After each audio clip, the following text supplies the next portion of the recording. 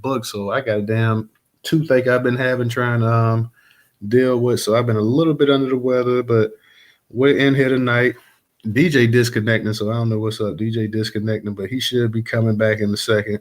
So shout out, let me give a shout out to everybody coming up in the space right now. Let me give a shout out to Trouble, Andre, Nappy, Isaac, PJ, Melissa, Woke, Simply, Martin. Uh, I can't see who named it. The Watcher. Shout out to you as well. To Gatekeeper guys. We're gonna be getting this thing rolling. I'm gonna give our people a second to come up in here. We're gonna get this conversation rolling tonight. So give us 1 second.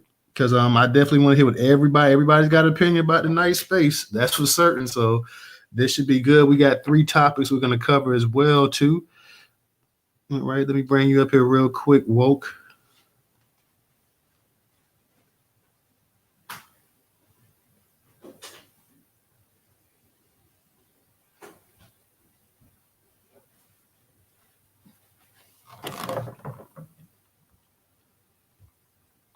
Okay, can you hear me, Woke? Oh, shoot. Now I can. I couldn't before, just now. I just came up to give you some medical advice. If your tooth is hurting that bad, it's definitely infected. You could go to a Walgreens walk-in clinic or a CVS walk-in clinic and see a nurse practitioner or something like that. But if it's hurting that bad, it's infected. So get some antibiotics at the very least. Yeah, I went to the emergency room because like I said, my dentist they're You booked. did. Yeah, so I got some antibiotics and I'm taking some ibuprofen, Oh, good. 800 milligrams. So yeah, Okay, good. thank you. I appreciate that. Definitely appreciate that. Shout out to Cognitive and Simply Rick for their contributions on Cash App. DJ, man, when you get a chance to come up in here, come on up in here. Shout out, I see Rera popped her head up in here as well too. Let me go ahead and get this thing rolling, guys. Let me go ahead and get it rolling right now. Give me 1 second.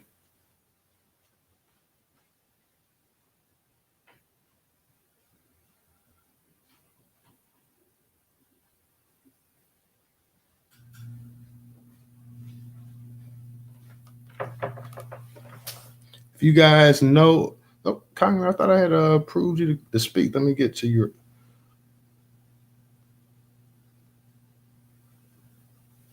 And shout out to my people over there on YouTube coming in as well too. You guys see the title is the FBA movement divisive. We're talking about global blackness and we're talking about Biden the potential of World War III as well too. So shout out to you guys as well. Cognitive, what's going on with you tonight? What's up, brother? Just got off work about an hour or two ago, and I'm excited. He got a good popping space with a great topic. So I just want to let everybody know, man, it's free to retweet. So y'all make sure y'all retweet the space. Yeah, retweeting won't cost you $1 at all, guys. So definitely retweet the space out. Cognitive, I know you pop in and out before you leave. I got to ask you a quick question. Do you feel like the FBA movement is divisive, or do you feel it's a positive? It's a positive. It's a positive. At the end of the day, I actually was on under somebody else's post, and they were kind of talking about the flat blackness type of issue, and I just think that no matter what people say on the opposite side, we need to stick together as foundational Black Americans, or whatever you want to call yourself. As long as you're Black American and your roots go back to slavery, I'm gonna rock with you. So no, it's not divisive at all. I think it's bringing us together more and more, either on the app or on other apps or off the app. So I'm cool. I like it. I don't think it's divisive at all, sir. And your opinion, real quick. I'm not trying to put you on the spot, but since I got you up here, what's your feeling about the global blackness? Do you feel like blackness is something that's only strictly an American thing, a Black American thing, or do you believe that there are Black people throughout this world, whether they're in Africa, the Caribbean, wherever it's that blackness is is just like pretty much like white and Asian. It's a global thing. It's not restricted to one area or one country, one nation, one group.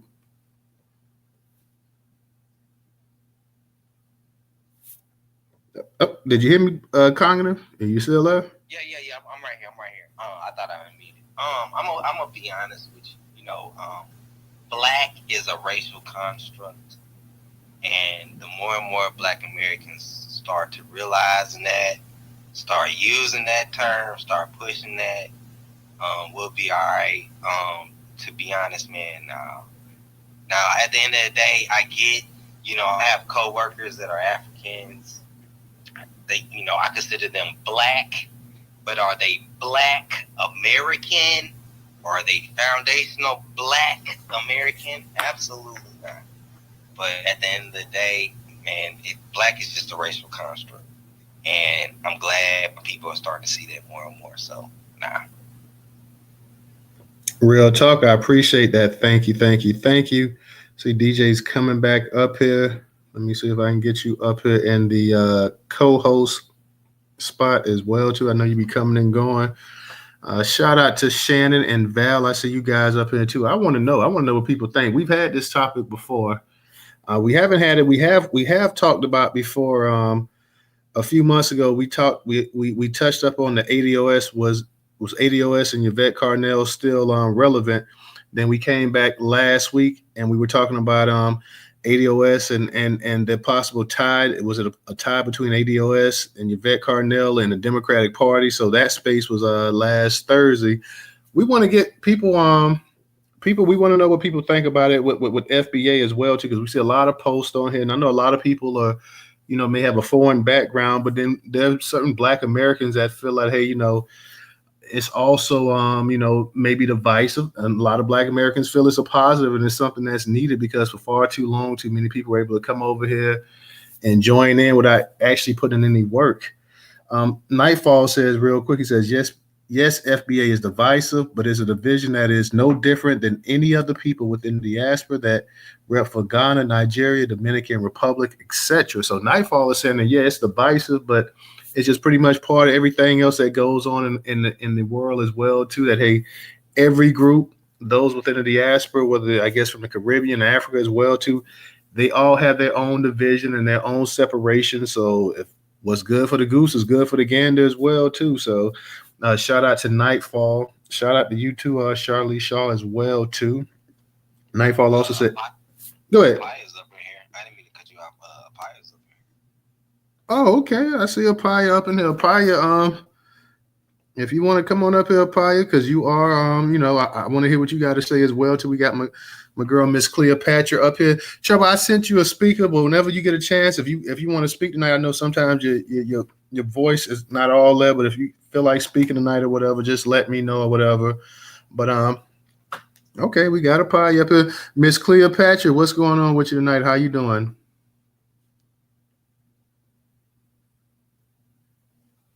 You there, Miss Cleopatra? Yes, I'm here. I wanted to just answer the room the question. Yes, I'm doing well, and I hope all is doing well. Is the FBA movement divisive? I would have to say no. I wanted to make sure that I educate my own family, friends, and the community at large on how Africans, how they divide amongst themselves. I mean, I would ask Pia, and I hope I said your name right, and other people on the app, if you guys can't get along with each other over there in Africa, what is it about us, Black Americans, ADOS, that you can come over here and get along with us? To me, it feels like you are being slick, you're being greedy, you're double dipping. Someone tries to say something to you, to some of you about it, you want to become aggressive, you want to become dangerous. It's just weird to me. So I don't get that piece. I'm willing to understand. You guys do not get along with each other. I can go from North Carolina to South Carolina to Atlanta. You guys can't do that. You're just evil to each other. And as I have spoken to people outside of the app who are from different parts of the world, and they, now they want to reveal. I had a guy from the Bahamas. He revealed to me that they don't like Haitians in their country, and I'm just like, wow. And I will say this, that the NAACP, the Urban League, I'll say the King family, Andrew Young kids, these people have gone to Africa. Oprah Winfrey, they should have said, wait a minute, we need to take care of home first before we deal with other groups. This is weird to me, and it's quite frustrating. But I'm gonna land my plane. But I do want to encourage all who are ADOS, FBA, continue to educate your family. Make sure your family understand exactly what is going on. Reach out to people through text, because I have a text club that I reach out to people with. Some people respond back. I know people are reading. I have a Facebook public page. I have a family Facebook page. I know my family is reading, even if they don't like some of the stuff. They are reading it. I have a newsletter. I send that out. I have foreign blacks on that newsletter as well. If I don't send something out, they will track me down and ask me what is going on, just by posting and making people aware. And then what's the next step? I think the next step should be when Donald Trump gets into office, his first 100 days, he should focus on delineating and doing that as well. And then also, people can not like this or like this. We have had servicemen to leave children who are ADOS and others who've left children overseas. These children cannot come into the country. They have to pay. I think he needs to grant them full citizenship. He should grant them some pocket change. When the Vietnam War was going on, the servicemen left a lot of kids over there. They opened up the pathway. America has bases all over the country. And yeah, my brother left a kid in Germany. And yeah, I think she deserves full citizenship. And I spoke to her. She said she could not get it. She have to pay for it. So yes, and that is something that I am going to send President Trump a letter. Give those people on these bases, these kids, full citizenship. I think they should be able to get a HBCU. Yeah. So that's how I see it. But all this other stuff, nah, it's not divisive. And I excuse me, I just recommend being respected. If you know somebody's face, don't say it on the app. If you're not gonna, I'm never gonna call somebody a monkey or a gorilla. So if you ain't gonna say it in somebody's face, don't say it on the app. But everything that I've sent out, I can say it in your face. Can I ask you a question before I proceed? Thank you. Can I ask you a question before I proceed? Hold on, Appeal. Hold on. I'm done. I was talking too much. I get riled up about this. I'm done. Okay, yeah. Make sure, Appeal, everybody else, raise your hand. Don't cut the speakers off. Let them speak. We'll let you on. We'll let you speak as well too. Before I let you go, Miss Cleopatra, I want to ask you one quick question. What's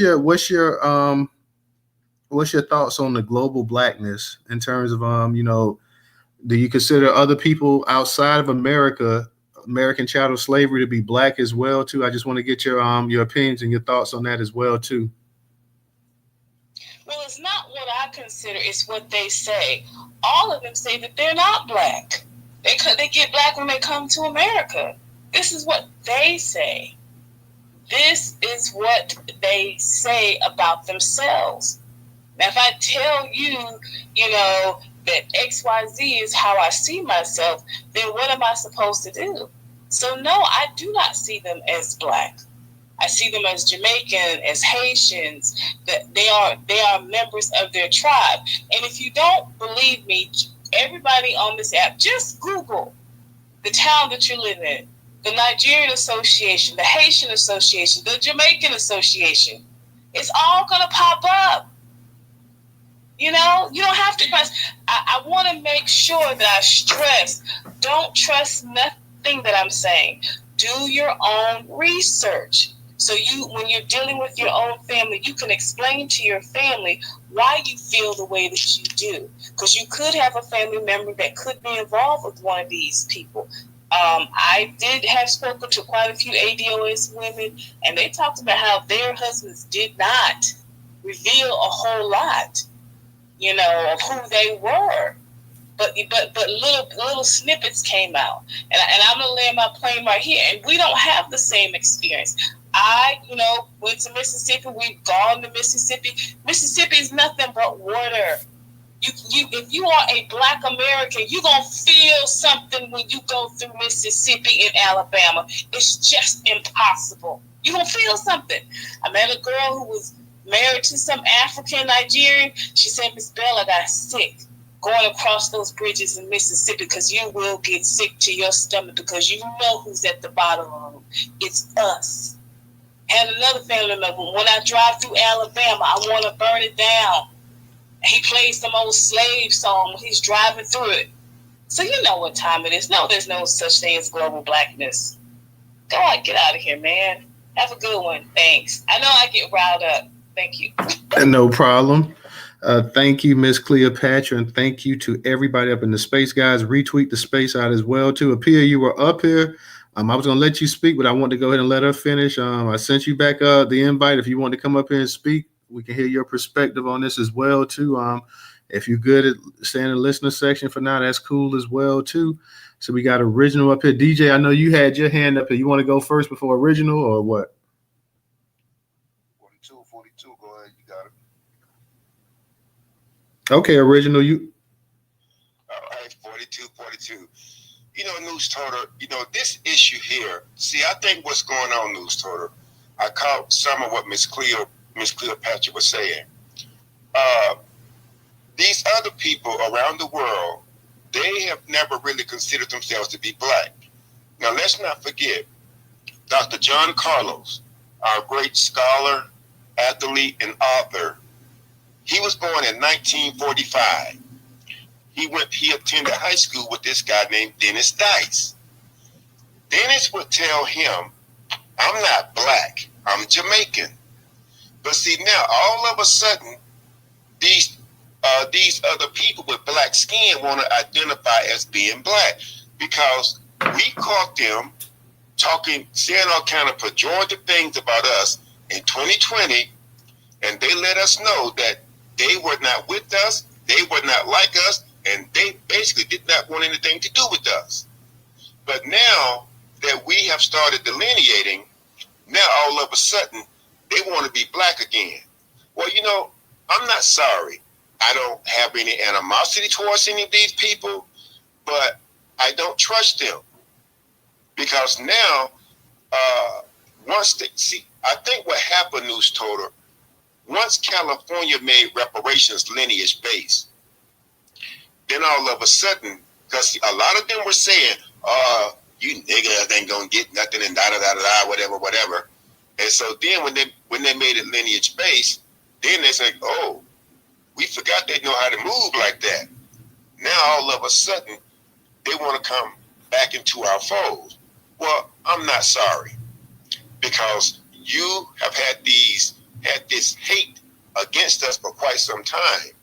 And let me say this, it's not all of them, but it's enough of them where they have called us harm. And now they have to deal with that. So don't be upset with us, because as we all know, these these Dominicans. Look at Sammy Sosa. The boy bleached his skin because he wanted to be white. What they always say, oh, me no Black, copy, me no Black, me no Black. And now all of a sudden, they want to be Black. Now, I guess you can say maybe technically they can be called Black or whatever, but as Kendra Lamar said, they're not like us. See, when they get in trouble, when they come over here and they get in trouble, who do they reach out to? They reach out to us. And let's not forget, when Bolton John was murdered out there in Texas, there was a brother who testified, and he was murdered because he testified. And there was a sister who had to go on the run, and she interviewed with Phil Scott, and sharing with him what happened and why she was on the run. But yet, these damn Bolton John's brother in the courtroom gonna ask the enemy, "Can I hug you?" Now, we cannot continue to put our lives on the line for people who basically don't give a damn about us, because at some point they're gonna have to take care of themselves. We can't continue to do that. But see, now there's something to it, because see, there's something in the air right now. There's something coming, because all of a sudden you don't find people like that they go from hating you 1 year, then all of a sudden they want to say, "Oh no, we black too." There's something in the air, and I don't trust these people. I really don't. Because see, we've always reached out to them, and we would always, when we was fighting, as we still fought for policies and things in this country, we always made sure that they was good. But we had no idea that they had this hate, this vehement hate for us. We didn't have no idea of that. So now they just gonna have to deal with their the best way that they can. And I'll land. All right. Well, let me ask you a question, Original, because when we hear, and I know you said technically, when we hear about the Haitian Revolution, we hear that Haiti was the first black republic in the world, and they did use the word black around that. You also hear people when they talk about Ethiopia, even against Italy, they'll say something like, "Well, Ethiopia was the first black nation in modern times to defeat a European nation." So when you hear those tags attached to these countries and things of that nature, do you still consider them? Because we know that they're not Black American, but do you still? Because when I'm talking about black, I'm just not talking about nationality. I'm talking about in terms of race. Do we consider these people, other black people that look like you and I, throughout the world, do we consider these people black, or do we say, you know what, these people are not black at all? These people are, I know people say melanated and this and that or whatever. It's like Sidney Poitier, Harry Belafonte, Esther Rolle, Calvin Lockhart, Harry Belafonte, a number of people that have come to this country, migrated, Louis Farrakhan. All of these people are considered black, but they're not Black Americans, or they're not Black Americans descended of chattel slavery. So what would you say about that? Well, see, Newstoter, all those people you cited, they understood what it meant to have a Black United Front. They understood that. You see, Esther Rolle, she lived, when she made her transition to the spirit world, she lived in View Park. It's an upper middle class black community in Los Angeles. So she didn't stay around white people, she stayed around black folks, because she understood the power of being around blackness. But unfortunately, there are those that come from her homeland.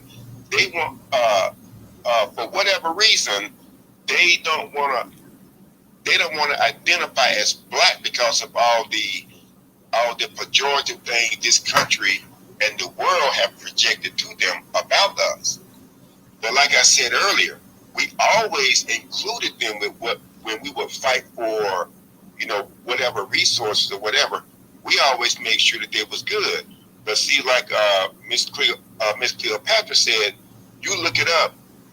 They got the Haitian this, the Nigerian this.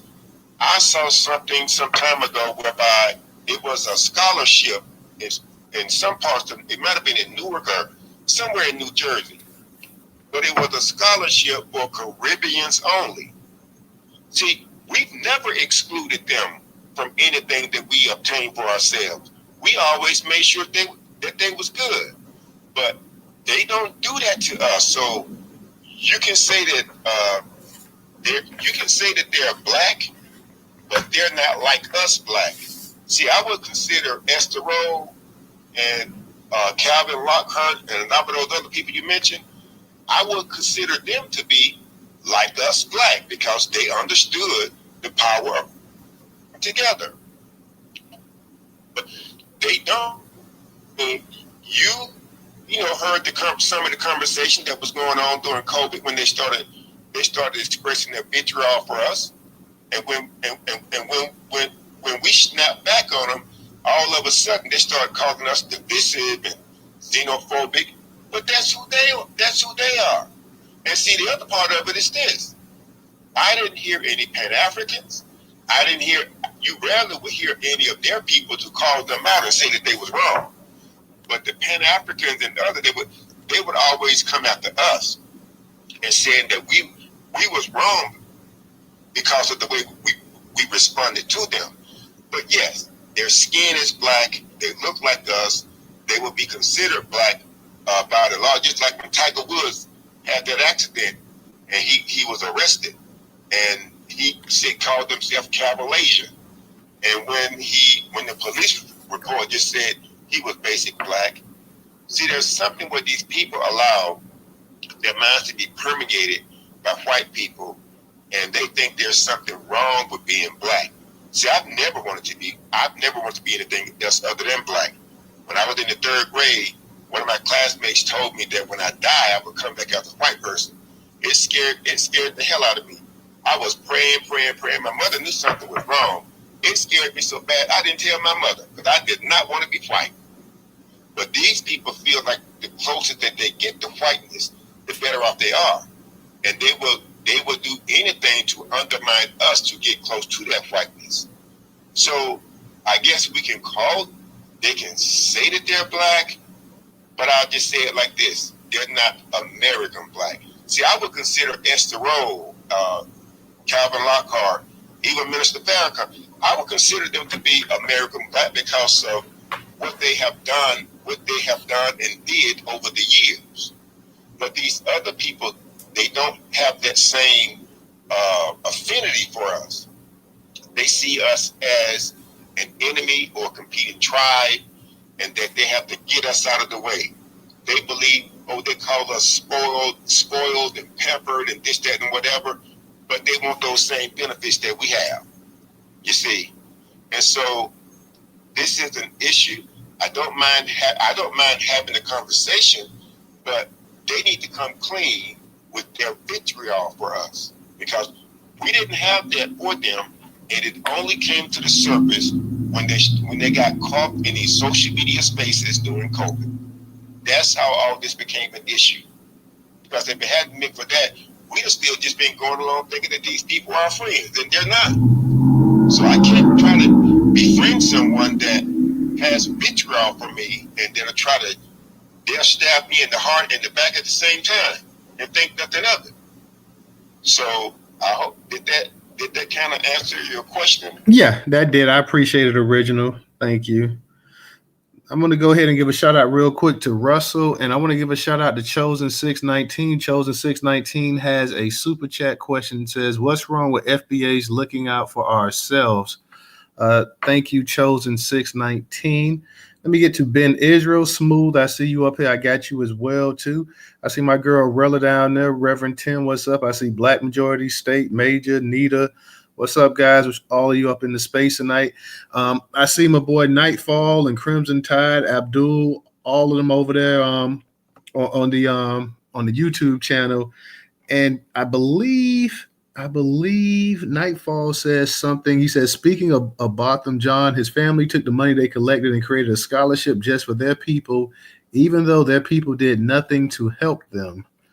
So that was Nightfall leaving a comment. And Nightfall, he stays active over there on YouTube, holding it down as well too. Let me go ahead and get to Ben Israel. What's going on with you tonight, family?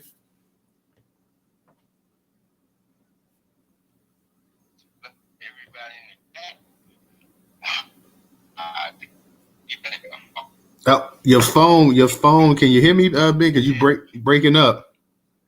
Oh, 1 second. You give him a. Newstoter.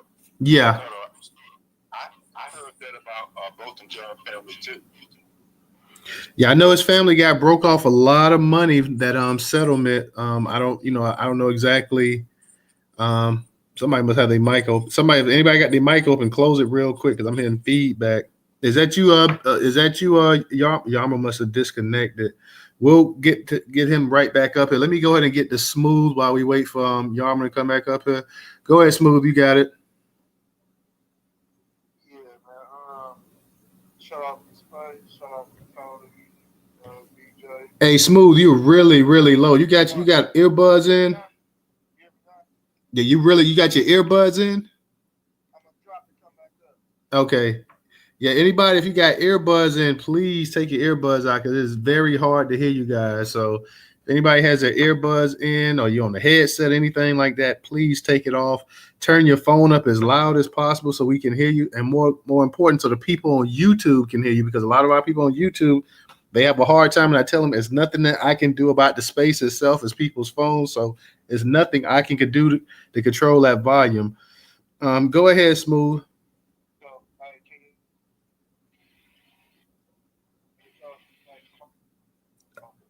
But yeah, I just wanted to, You still got a headset on still? No, some brother. Yeah, I sound low still. Yeah, you sound really, really low. Yeah, turn your volume up as high as you can. Yeah, it's up. I don't want to sound like. Can you hear me better now? I can hear you a little bit better. Go ahead, but you low. But go ahead. So I wanted to touch on. We always stated that FBA is always a lineage. You know, people on this app make it bigger than what it is. You know, I think a lot of times people try to make it like do us like the Black Panthers or even, you know, how they used to make up lies on the Nation of Islam. People keep saying it's a gang, it's a group, it's an organization. We're not a movement or none of that shit. We're just a lineage. So saying if FBA is divisive, it's like saying, hey, try to watch your language, Smooth, but go ahead. all right, I got you. Saying FBA is divisive, it's like saying all Black Americans is divisive. FBA is nothing but foundation. We are the foundation of this place. It's nothing more, nothing extra. You know, the haters gonna go the extras on it, you know, just like the white people did, Black Panthers, the Nation of Islam. But for anybody to think we divisive, they gotta realize we fought to get a lot of people over here. And it's like this. When you invite people to your house and they disrespect your house, they don't follow none of the rules, and they just, you know, they get doing a lot of goofy stuff, just trying to send them out your house. Ain't nobody gonna leave nobody in their house that's very disrespectful. Especially after you know, gave them, they bit the hand that feeds you, and you gave them so much stuff. So a lot of this stuff is projection, because we ain't taking no more of that mess. They came over here with fought to get them over here. And for other people in these organizations and these shield spaces that keep on saying we a hate group and stuff like that, I ain't gonna cuss, but I don't care what they think anyway.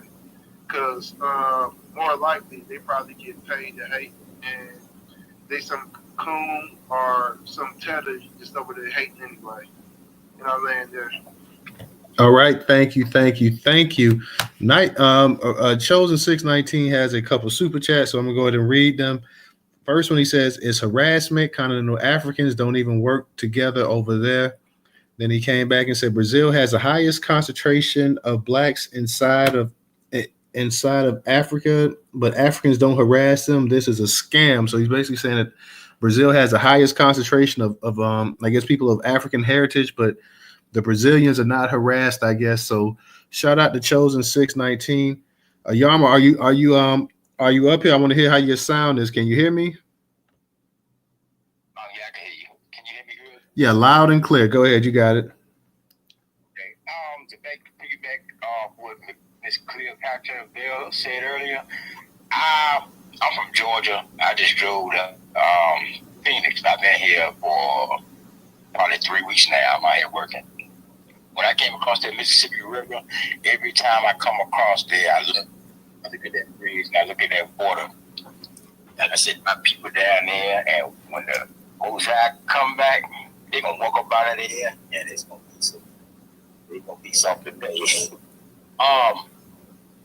Yeah, FBA is divisive. It's a good division because we need this. We need this block because we put in a lot of work and it goes. Oh, you breaking up. You breaking up, Yarma. Everyone comes over here, they get what they want, and we get absolutely nothing. It's divisive, but it's well needed. And with that, I yield the mic. All right, appreciate that. Thank you, Yarma. Thank you for coming up here. I see we have another speaker up here, but your hand's not up. But Future's Boss Baby, did you want to say something?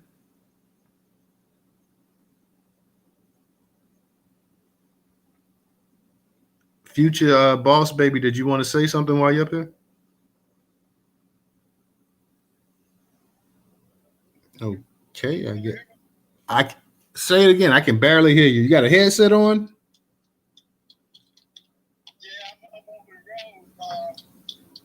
Yeah, we can't hear you, bro. We'll come back. Can you hear me now? Yeah, I can hear you better now. Well, yeah. So I was in that space earlier, and that was I guess they were. I don't want to say Texas, but they were from Caribbean, and it just seems to me like they don't understand what we've been through with like Sheila Jackson Lee, for instance, and how when they get into the politics, they pretty much the gatekeepers of our come up. You see what I'm saying? Hello? Yeah, we hear you. I'm listening to you. Go ahead. You got it. Okay. Well, with them being in our politics, how are we ever going to come up? So if we are so frustrated with the divisiveness, and then they come over here with the same kind of energy that that they used to sell us off before, they're bringing that type of energy back over here. And like I was listening to another space, and they were saying, like, I think it was like the 80s or the 90s, it was like they had numbers of like 3,000. Now it's like it's 1 million of them over here, and they're like a collective now. And they don't understand. If you want to be over here, at least come entertain the Black American, the spirit that we have from our grandmothers, our great grandmothers. When we used to have Sunday dinner, they think that being Black is like this hip thing, but it's not so much a hip thing. It's a cultural thing that we had when we were coming up, and we just want them to respect the culture. And I'll end my plane. All right, appreciate that. Thank you. Go ahead, DJ. And I see. Let me read. I got to read this comment that Crimson Tide said over there on YouTube. Crimson Tide said, "America is a unique country. Every one of us is an immigrant, some by force." So that's what Crimson Tide just said. That everybody in America is an immigrant, and some of them by force. Go ahead, Ray. You got it. And Future, go ahead and mute your mic. Look like your mic might be open. Let me make sure. Okay, go ahead, Ray.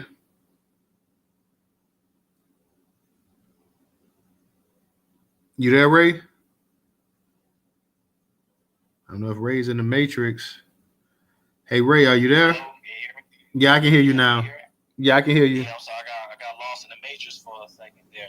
I just wanted to comment on that comment that you just said about how we're all immigrants, some of us by choice, and I think you said others by force. Is that what you said? Yeah, that's what Crimson Tide said. Crimson Tide is basically saying that it is divisive, and that it's basically white supremacy, another white supremacy tactic that you got Black people hating on other Black people. Basically, is what Crimson Tide. I saw a couple of the comments over there on YouTube, and Crimson Tide is basically saying it's divisive, it's dangerous, it's and added that last comment that everybody, this country is all immigrants, and just basically. Yeah.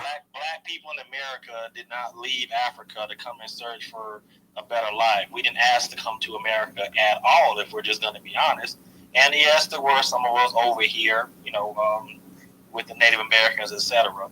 But I just wanted to just touch on that because no, we're not all immigrants. It's just not the truth. And as far as the movement itself being divisive, I actually agree with what the brother said earlier. It is a good division because at this time now we're looking out for ourselves. We don't have to worry about what we should. In the past we've had others coming over and we see that we have the same skin color as this person, and you automatically assume they're an ally. And then this is really come to bite us in the behind. It really has come to bite us in the behind. I am cool. I can be cool with anyone. But if you're trying to actively undermine us, I don't see anyone that can be cool with that. Global Blackness, Biden World War III. I'm sorry I got in space a little late. Is that the whole situation with him giving Russia the long-range missiles and stuff like that? That's Biden giving Ukraine the long-range missiles, yeah. Yes, not Russia, excuse me. Yes. See, from what I've been reading, it said that if you do this, this is going to be an act of war. We're going to see this as an act of war. Biden is on his way out, and he's basically, for what I see, trying to leave Trump, with the sugar, honey, iced tea show. I'm not trying not to cuss, but he's trying to leave him with an air show. And then, for the next 4 years, they're going to be having to deal with that. It's like, the whole situation with COVID. Just made Trump, his whole administration look bad. I think I touched on everything. The FBA movement, the global blackness, Biden World War III. I'm going to land right there, News. All right. Appreciate that, Ray. Appreciate that. And I want to get some of I wanted it because Apia came up here early, but I guess he dropped down or whatever, because I do want to hear what, what some of the foreign black people or foreigners say how they feel about this as well, too. So I want to, if we got anybody that's from the diaspora that wants to come up here and speak as well, too, know that I'll go ahead and I'll give you your time to come on up here on the microphone and speak as well, too, because I want to hear what they feel and what they say as well, too. I don't want them to feel like they're excluded. If you have an opinion or whatever, come on up here and share it. I know growing up, I can just say growing up, and I think for those of us that's Generation X, growing up, we did look at pretty much everybody that was black or looked like us that was black. If you were from the islands or Africa or whatever, we all considered you black. So it was just one of those things that we automatically assume that, hey, this person is black. And yeah, they have an accent. They come from someplace else. But that's how we grew up. That's how we were, we were told, like, hey, these are black people right here. And, they're and you always looked at them as having a different heritage and lineage and everything else like that. But you say, okay, well, these are black people as well, too. But I don't have an issue, with people, what they say, delineation and everything like that as well, too, because at the same time, growing up in South Florida, I used to see Jamaican flags all the time. I used to see Puerto Rican flags all the time. I used to see Haitian flags, Dominican flags, so people are letting you know that, hey, whether I consider myself this race or that race, this is my nationality. And even some of these people were born in this country here and still was actually displaying their flags and stuff like that too. We're proud to say, hey, you know what? I'm a Dominican American. I'm a Colombian American. I'm a Mexican American. I'm a Jamaican American. I'm a Bahamian American. So they were proudly representing their flags or whatever. So, to me in itself, that's delineation itself. You're saying, hey, you know what? Even if my parents were born over in another country and I was born here, I'm still a blank American or whatever. So, I don't really see the issue with that. Now, I think you're gonna constantly have people bumping heads on this right here. If you don't believe me, go ask somebody that one of your family members in their mid to late 60s, 70s, and ask them, hey, is an African black? And see what they tell you. Ask them, hey, is a Haitian or Jamaican black or whatever? And see if they say, well, they're melanated or they're going to tell you straight up, yeah, they black people. Why are you asking that? So it just, it's one of those things. Everybody has their opinion about it. Like I said, I don't have a problem with delineation, but I know this is going to be something this is going to be a battle right here. I mean, this is going to be a real battle. I know Tariq had a space, and that's why I kind of wanted to touch up on this, because I saw his video where he was talking about is the FBA movement divisive. I also want to bring global blackness into this, and also the Biden situation as well, to World War III. But I want to hear what people got to say. I don't want anybody to be shy. Like, if you feel a certain way, if you feel like, hey, you know, there's only one group of black people on Earth, hey, no problem with that. I want to know if you think there's only one group of white people on Earth, and also one group of Asians on Earth as well, too, because, you know, everybody has an opinion. Like, when you and I, if we, especially when I was young, if I saw somebody from Italy or France or whatever, I just assumed it was a white person. Before I even heard them talk anything, I said, that's a white person. You know, so I want to hear what people got to say as well, too. And DJ, go ahead, because I know you had your hand up for a minute. Shout out. I see Miss Rella came up here as well, too. So shout out to Miss Rella. But DJ, I want to hear what you got to say real quick, because I know you up there in a melting pot, New Jersey. I know New Jersey's not nowhere near the size of Florida, but I know you guys got a lot of you guys got a fair amount up north. It's crazy. Y'all have a fair amount of Caribbean people up there as well, too. Like, you would think like they'd be like, hey, it's too damn cold to come up here, but New York and New Jersey and those areas got a lot of people from the islands that come up there as well, too. So I want to hear what you got to say, DJ.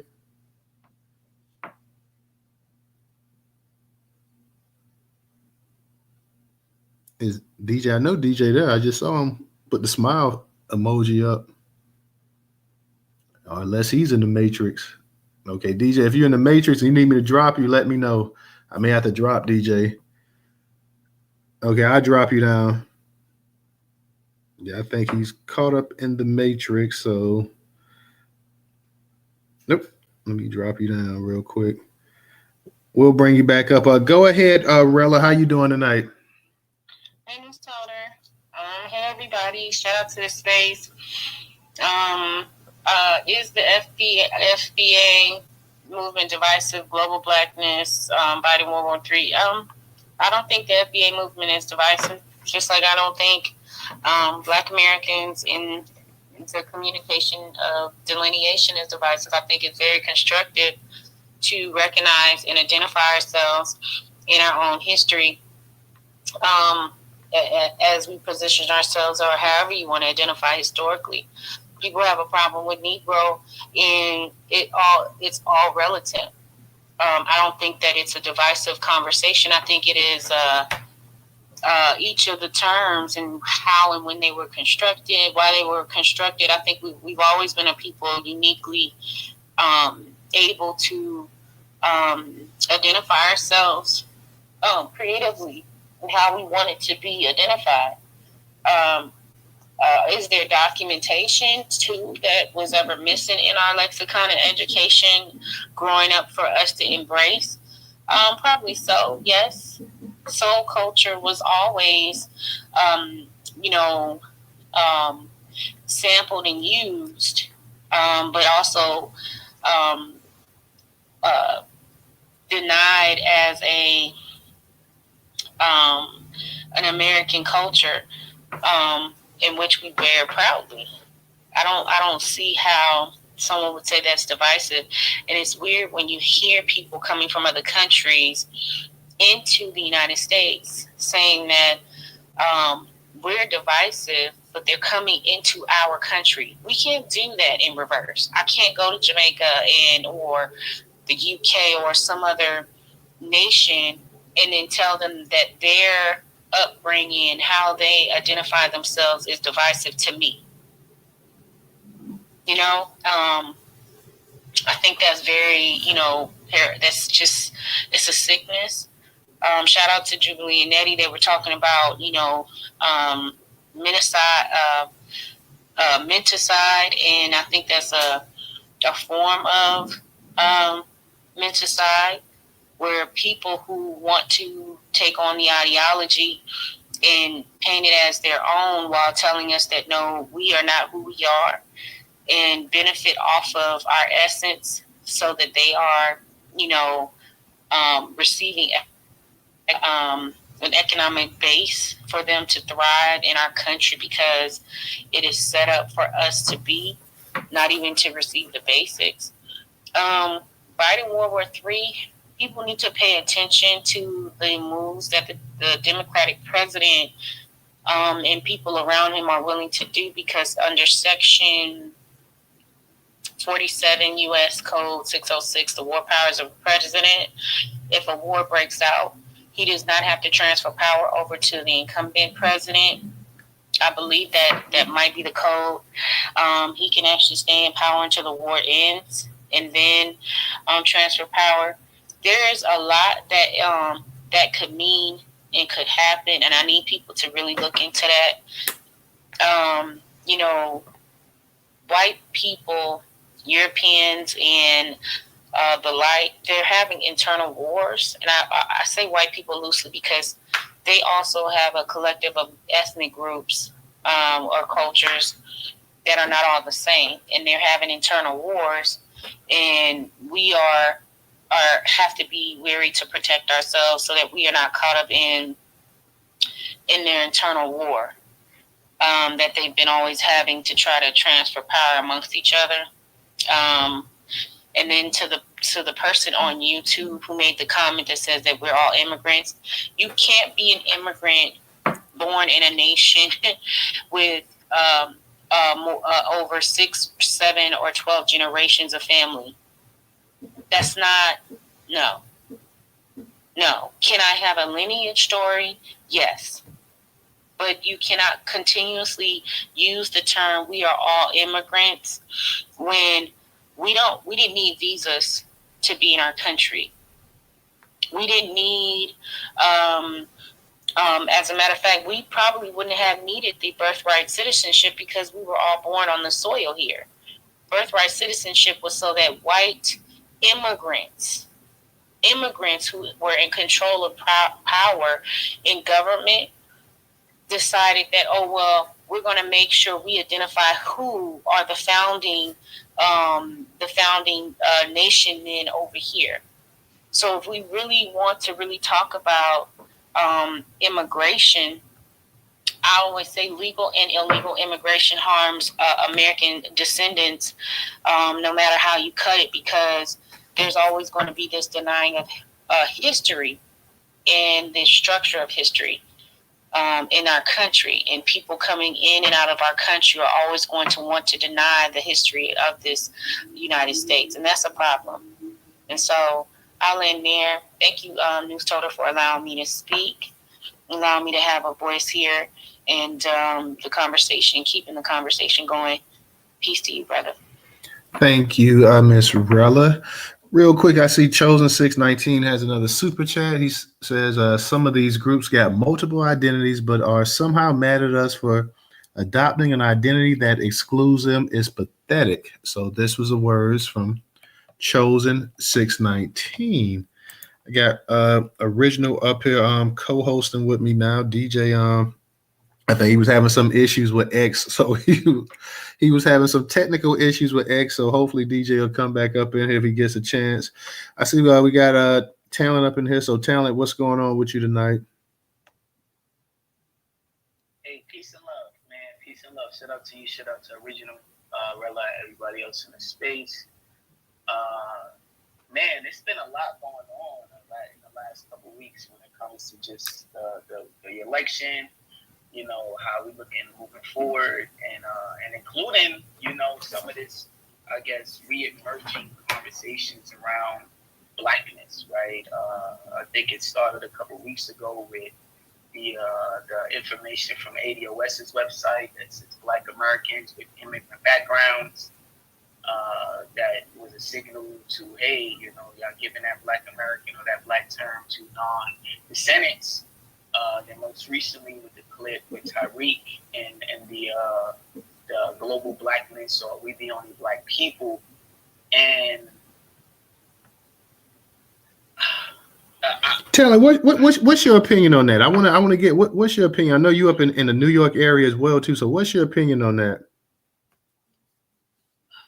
My opinion is it's two different conversations happening, right? The conversation of delineating based on us being descendants of slavery is one thing. It's totally easy. It's not difficult. If your ancestors were enslaved in this country, that's that. And then I think applying that definition to specific terms depending on what term it is and what time frame it's in, it creates an issue, right? And I say that because when we go through the black, colored, Negro, mulatto, like we kind of go through that. But each of those terms have a certain series of events and things that happen on a national, international level when it comes to the identifier, right? Negro is heavily associated with segregation, right? Colored is heavily associated with us in emancipation. Freedman is during Reconstruction. Black is throughout a lot of that, but also an explosion after we get into the civil rights movement, the Black Power movement. And then unfortunately, you know, a lot of what the Black Power movement did when it came to Black identity is it made it global. It embraced other people, right? And that's our doing, right? That's our ancestors, our elders. And that's not even like strict Pan-African intellectuals. No, the Black Panther Party within their movement, the utilization around Black and that turning of the civil rights movement. We lost you for a second, Talent. You still there? I understand. No, I'm still here. Okay, we lost you, but go ahead. It's a combative against white. And we always understood that, but we always understood that we are still always Black Americans, right? 1870 census, B is there, and that we citizens by the time 1870 hits. So we are technically Black Americans. Now, I think that we just in a time lapse. I'm going to say time lapse, but we're stuck to being a part of a certain time frame where Black has been made cool, right? There's been a lot of cultural, historic elements that's been put into what it means to be Black over the last 50, 60 years that my dad doesn't identify as Black, right? He says growing up, that was a slur to them to be called Black, right? Not saying that he doesn't see himself as a Black man. Does, but he knows that when he grew up, being full Black wasn't something that they thought as a positive thing. So we put the work in to make it what it is now, and unfortunately, a part of that work was embracing people who were, quote, technically not of our lineage, but y'all don't act like you're not Black, like, and especially out here in New York, right? Because the Pan-Africans and the Black identity, a lot of that stuff came from our people. Most Africans or Caribbeans, they got their own culture. They do their own thing. You might have some crossover with some of them that's Pan-African, but for the most part, they do their own thing. So I do think that work needs to be done. I do think that if the goal is to make it be known that we're the only Black people in the world, it's going to take some generations. So I send love and support to the people that have that type of energy. I just personally don't know if the goal is to fight over who is or isn't Black. They know who we are. We know who we are.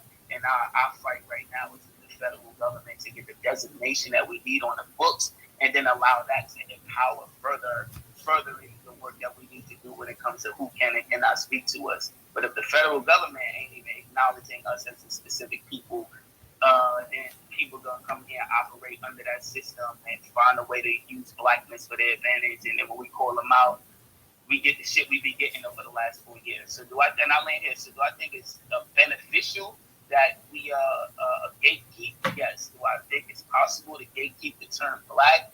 Not in this generation. It would take a lot more and a lot of education, media, articles, magazine. We kind of have to do a re-education of who we are versus who the world is.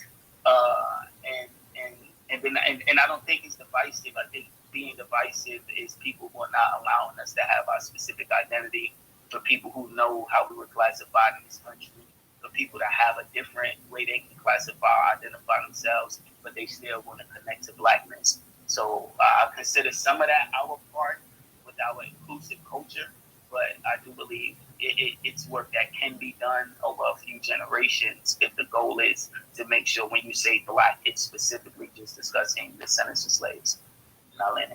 Appreciate that, Talent. I'm going to add to what you just said there. I know you said it would take future generations, but I'm wondering if that's even possible at this time. If you had done this in the 60s or the 50s or the 40s or the 30s or the 20s or whenever, I think you would have had a much better chance of saying, you know what, we're the only group of Black people in this country.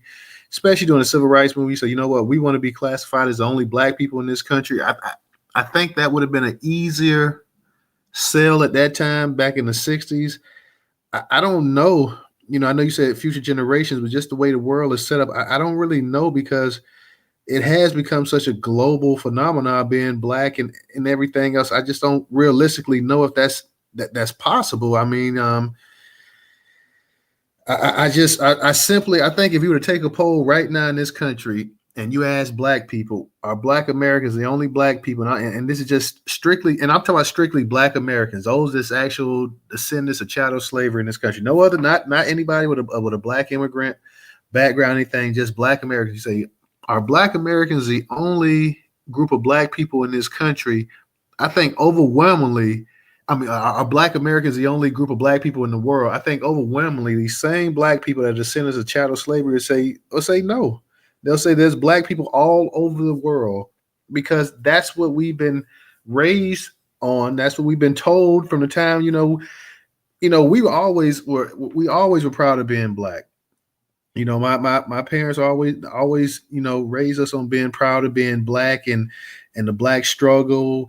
You talk about, I'm the child of baby boomers. I'm the child of the civil rights era. So we were always told that and whatever. And when they looked at other black people coming to this country, people that were poor, coming from backgrounds and stuff like that, they looked at them and they raised you with like, these are black people. Even down south, growing up and stuff, playing ball with people and this and that or whatever, even though you say, yeah, I knew these people were different from a sense that they had a different heritage background than I had, people coming from the islands and other places, but you still were taught that, hey, that they were black. So I don't know. I think if you were going to do this, it would have had to be in the 60s or something like that, because I just think that historically, like you say, even when you look at, and I know people say later on it became that, the Haitians didn't say that they were the first black republic. It was white people and this and that or whatever. Nonetheless, it's still in the lexicon. Like, it's still out there. I don't, like you say, it would take so much time and so much effort. I have no problem with on these identifications saying that, hey, you know what, we need to list black, because they already have it. You got people Caribbean, you got African, you got this. I have no problem whatsoever saying, hey, you know what, black Americans they need their own personal identifier. And this is not for anybody else but black Americans. I have no issue whatsoever. And I think we need to continue to push that. But I just don't know that if we were to go ahead and we were to poll black people throughout this country and stuff like that and ask them, ask the vast majority of people in your family, ask the vast majority of people in your community, your neighborhood, people, and I'm not even talking, like I said, people with a black immigrant background, ask them, hey, are black Americans, and by black Americans, I mean the descendants of chattel slavery, are we the only black people on earth? And people will look at you like you were crazy. They'll be like, what are you talking about? Like, don't you know it's a whole continent with 1 billion and some black people there? Don't you know the islands? They'll be like, don't you know it's black people in Europe? Don't you know it's black people in Asia? Don't you know it's black people in Australia? They'll be saying that all over. So I don't know, and I get what we're saying, because it was black people in America that accepted that that label. They took it. You had the black is beautiful, black pride, you had black everything. I mean, so I don't know. It would be, you say talent that you think maybe future generations, but I don't know. I think past generations had a better chance of actually doing that. I think the time and place to do it would actually been the civil rights movement, and say, you know what, we don't want any black immigrants that come over to migrate to this country. Say, you know what, we black. They got to get their own. They can't be identified as black or whatever. That's going to be an exhausting fight right there. I'm not saying it's impossible, but I just think the way things are currently set up in this country right now, that the vast majority of black people, you talk about the vast majority of black people in this country that still vote Democrat, the vast majority of black people in this country are going to sit up here and they're going to tell you, like, man, what are you talking about? Like, yeah, no, these people ain't like us. Like, they don't have the same custom and cultures, and they didn't go through the same history that we went through, but they're going to say we all black in the world. That I'm just telling you my personal opinion, how I feel. I think most black people, being online and is one thing, but I think there are millions of black people in this country. It's going to be that's going to be hard, man. That is going to be really, really hard. I don't know. I think that's going to be really, really hard. It's going to be a hard sell. And like I say, I have no issue with the delineation. I have no issue with saying, because like I say, I've been seeing it my whole life here in Florida. I've been seeing people say, you know what, I'm this, I'm that, whatever. Yeah, me and you, we got the same skin tone and this and that, but I come from a whole different culture. And people weren't saying it necessarily being rude, but they just say, hey, this is my culture, this is my history. Well, I see no problem why Black Americans shouldn't say, hey, you know what? Hey, this is my culture, this is my history, this is my roots right here in this country right here. This is what I'm about. This is who I am. You know, like it, love it, hate it, or whatever it is. I just think it's going to be an issue with that personally, but you know, I could be wrong. But Talent, go ahead. I'm gonna let you go ahead and get it back. Shout out to you, Avenge, the ancestors for the super sticker as well. To go ahead, Talent, you got it. And that is the issue, right? The dilemma is ethnicity is also a race, right? And then you have the proponents within our lineage that say, no, okay, that's a problem. So let's just go by American Freedman.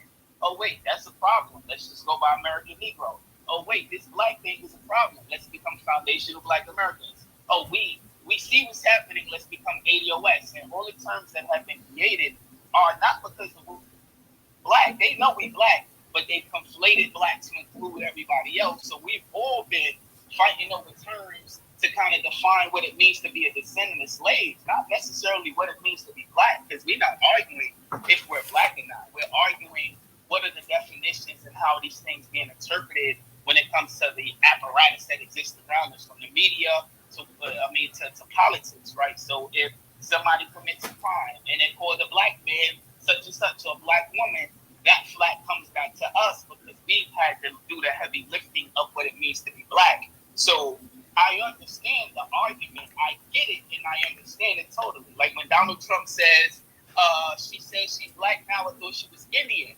The way he uses that, the connotation to me, how I interpret it is, oh, you ain't Black like them, you ain't Black like them. So what are you? But to your point, I do believe that, you know, the generation now has already chose Solon, right? So that's going to be a wave that the Gen Alphas and the younger Gen Zs is already on. And they ain't even Black in it. They going by Solon, which is Soul of African American. Some of the other stuff they dealing with that's still based on the lineage. I would say the labor of love that I have, and I think some of what we've come up in the Negro spaces is, right, I'm a Negro. All right, cool. I'm not going to fight over who is or isn't Black. I said Barack Obama's Black, he's not a Negro, right? Because to be a Negro in this country, to how I look at it, means to be a descendant of slaves. But some people look at Black and understand Black to be the same thing. And I get and understand an argument.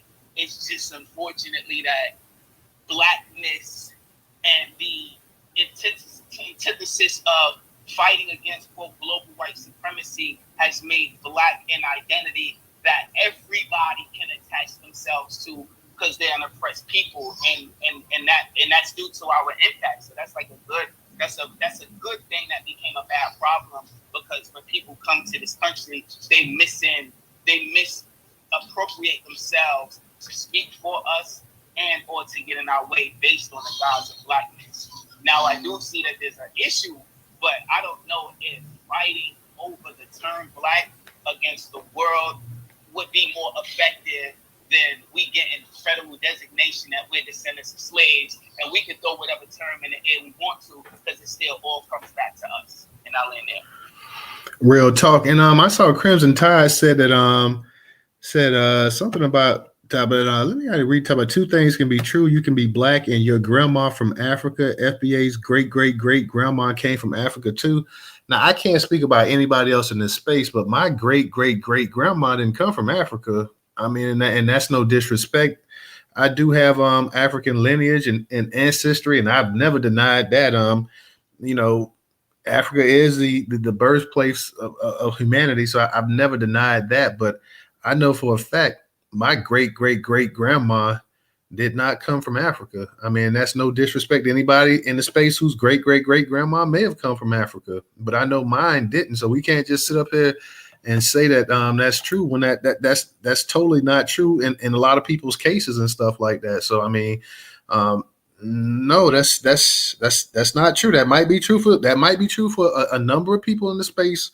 That might be true for a number of people and on YouTube as well too. That might be true for you, Crimson Tide, but that's not true for me. And like I say, I don't have any issue, having I've never done one of those DNA tests or whatever where they talk about what part of Africa your family, but I know for a fact that that I have African blood in me. I know I got white blood in me. I know I got Asian blood in me and stuff, and Indian or whatever, all of that stuff too. But I know, of course, that stuff is much smaller compared to the quote unquote African blood. And I'm not taking nothing away from that or whatever. But hey, we can't sit up here and say, because let's be for real. There are a lot of people whose family's been in this country, man. I mean, for 400-500 years and stuff like that. So, I'm not taking anything away like that. 400-500 years. Do you know how many family members, how many grandmas, and how many great grandmas you're gonna have in 400-500 years? Do you understand that? I mean, that's a lot of family members that come and go. Hell, some of us have been alive. At one time, you had my grandmother alive. You had my dad. You had me, and my kids. That's 4 generations of us right there.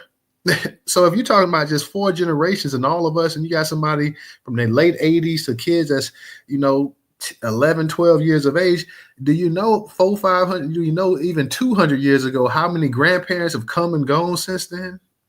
I mean, I'm just being real. I mean, I don't know. Let me read a comment real quick. I'm gonna get to you, original.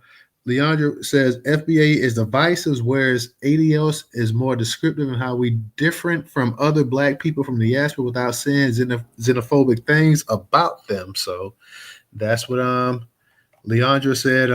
Chosen 619, the super chat said nobody cared about being Black until we made it. Whole lot of truth in that as well too. Blackness, let's be for it's a reason that when people think about Black people, automatically the first thing they think is a Black American. We go ahead and get to go ahead original. I see you up here, and I see we got a new speaker up here as well too. Chaotic Truth Live, we'll get to you as well too. So what I want to say is that what Miss Cleo said about I forgot to say this. What Miss Cleo said about the Mississippi River is true. When I left Georgia back in the late 80s, traveling to California, when I hit that river, Newstoter, I felt the presence. And it was the same way when I came back from California back to Georgia. It's something that I can't really describe. I guess it's kind of like when John Amos on Good Times, where he said that he and some other people, when they made Roots,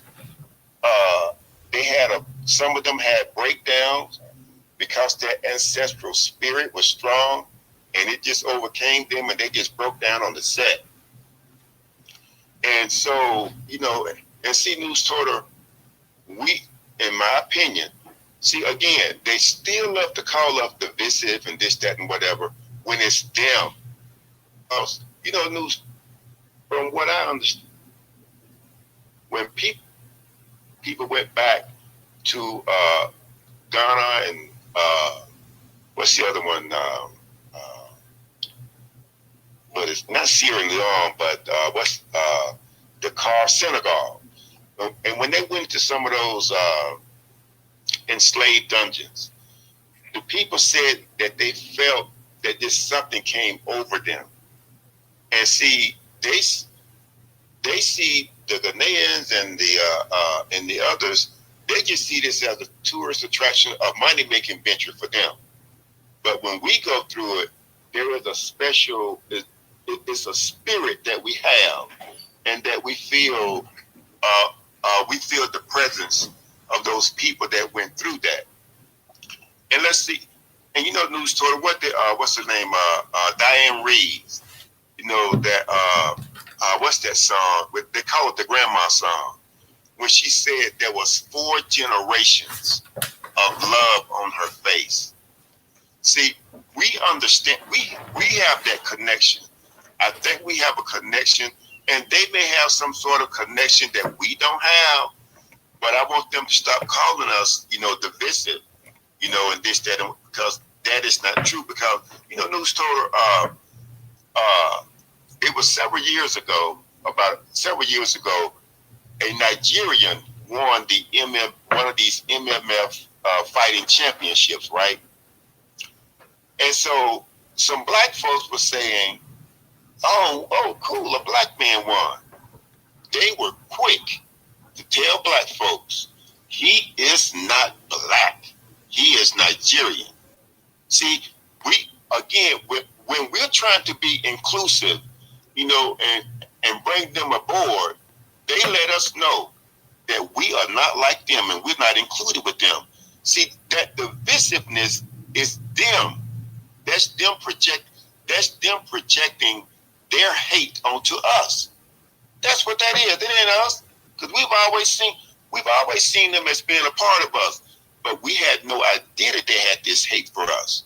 I mean, just sheer hate.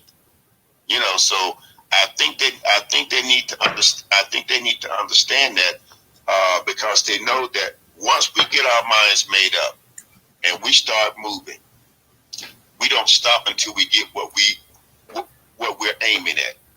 And they need to understand that this has nothing to do with us hating anybody.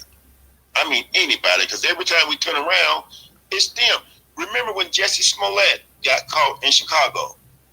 And so when the news came out and started saying the two guys were Nigerian, the Nigerians were saying, well, why they got to say they're Nigerian?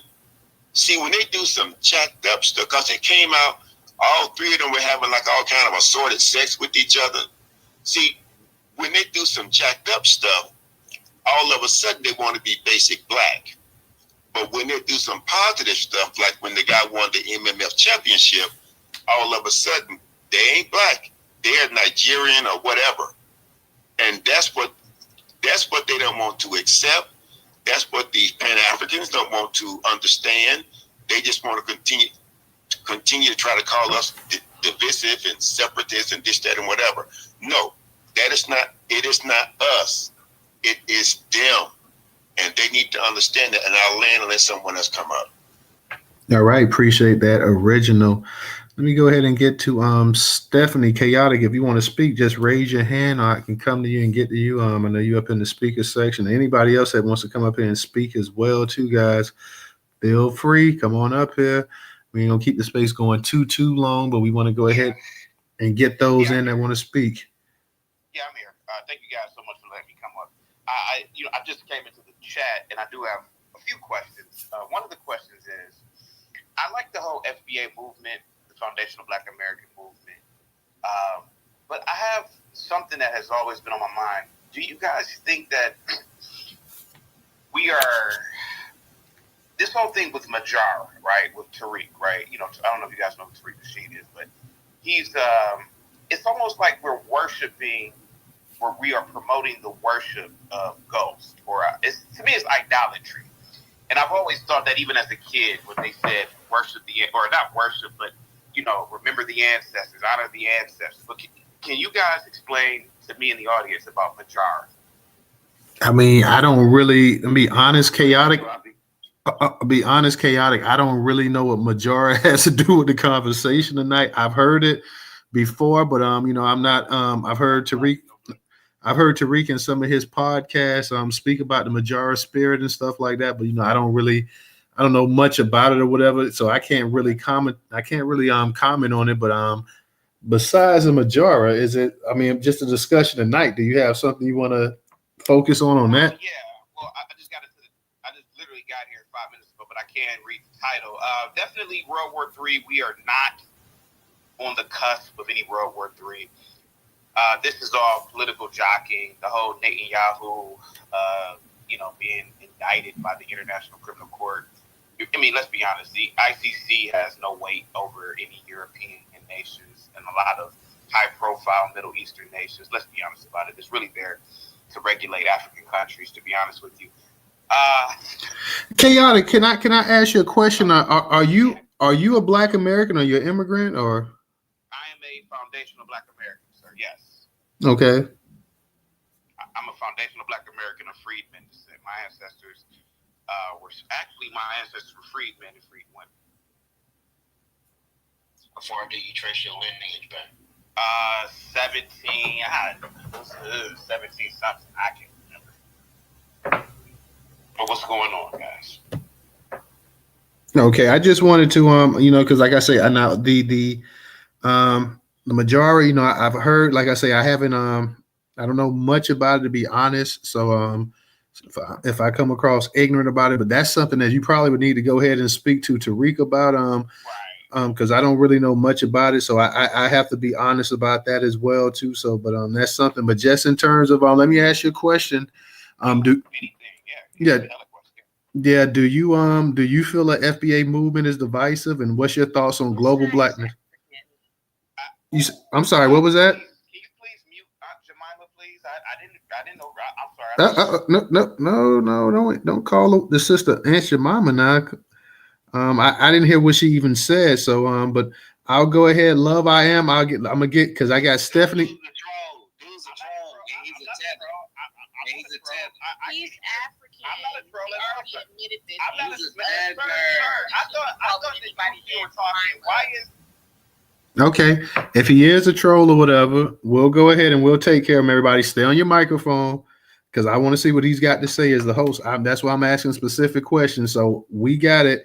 We'll get to everybody with their hands up. But go ahead and and chaotic. Don't insult the sister. But go ahead. my apologies? Well, I thought that it was nothing wrong with saying that. I mean, that's a historical icon. Now, what was your question again, sir? And by the way, sir, I'm not a troll. I have a YouTube channel. Okay, that's fine. But I want to get your idea. What's your opinion on is FBA divisive and about global blackness? FBA is definitely divisive, but in my opinion, in a positive way. You have to regulate in terms of the diaspora. There is this growing up, right? When I was a kid growing up, and particularly in college, all you will hear is the Africans think they're better. And I used to constantly tell them, you guys are American first. You guys are black. You guys should look Where down. did you grow up, if you don't mind me asking? Real quick, Twizzle, go ahead, let him finish. Yeah, let him finish because I want to go ahead and move this conversation around. Let him finish and we'll get to everybody with their hands up. Go ahead, chaotic. Hold your thoughts.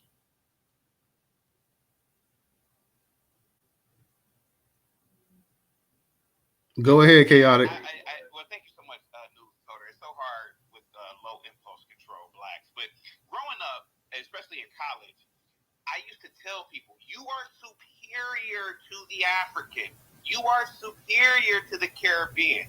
You are superior to most people on the planet. This is the greatest country on the planet. If Black Americans, the foundational descent, were a country, we all know this, the GDP will be equivalent of one of the top 10 countries on the planet in terms of spending power. So I had to reiterate that to people that I knew, that you are the superior ones. You are the most educated. You are the most phenomenal.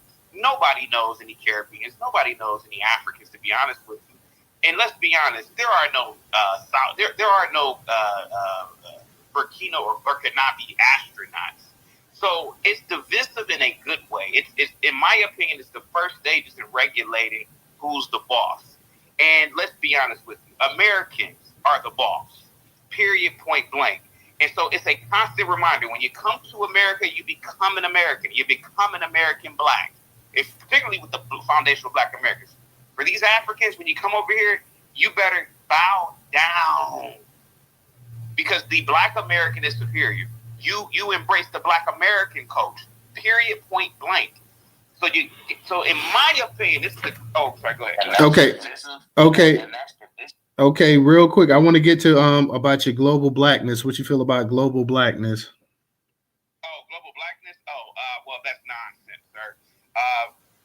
We should be global citizens to a degree. We should embrace industry and critical infrastructure. We have to eliminate this idea that, first of all, every time I go to a foundational Black American, anywhere where foundational Black Americans are talking, we always lead with entertainment. Let's lead with industry. With Native American. Can I finish?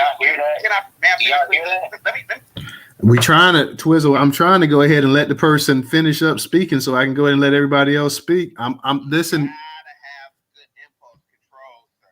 No, what we need to do is just let the host go ahead and let people speak, and then we'll get to everybody else as well too. I mean, the longer everybody interrupts, the longer this guy's gonna speak. So I'm trying to let everybody get their chance. Everybody's been in the space before. They know I let people speak on here. No matter how I feel, I let people speak. So let me go ahead and host this space right here, and we'll get to everybody with their hands up. Go ahead, Chaotic. I want to hear what you got to say about. Thank you so much, Newstoter. You must be a superior black, probably. Yeah, go ahead and tell us what you feel about global blackness. Again, global blackness, in my opinion, is nonsense. The planet is becoming global itself. It's becoming smaller. The access to information, the access to resources, we have to embrace this idea that we are more than our skin tone. We are more than just this Black American culture. Let's lead with industry. Let's lead with what makes people powerful. You know, steel, concrete, oil. We have to get into these things on a global level. Shipping and logistics. If we're gonna say blackness is or foundational Black American or global blackness, let's make global blackness critical industry. You know, we need to produce more industrialists. That's what we need to do. And I'm laying my plan on that one. I want to be real quick. Thank you so much, sir. All right, thank you. Now I want to let my speakers are going to come up here. Stephanie's going to come up here, and the rest of the speakers are going to come up here because I'm sure they want to come up here, and they got plenty they want to say as well too. So Stephanie, go ahead. You the first one. Let's was involved, and then I was caught. How you doing, Sister Stephanie? Hold up. Hey, How you doing? We ain't got low IQ. You're about to be fooled. We ain't got low IQ, fam. You just about to be fooled. Go ahead, Stephanie. Brooklyn Knackers. You know what I'm saying? Then Stephanie, you say let who go now? Let Twizzle go, and then I'll respond after Twizzle. Well, because Love I Am came up here, I think, right after you. So let Love I Am go. Yeah, I'm gonna be respectful. Yeah, go right ahead. My apologies, controller too, man. You just. No. I mean, I feel y'all, but y'all know I'm gonna let people speak, no matter whether I agree with them or not, and then just do the rebuttal. So let Love I Am go ahead because I know she wants to. I know Love I Am wants to say something. So Love I Am, go ahead and unmute your mic.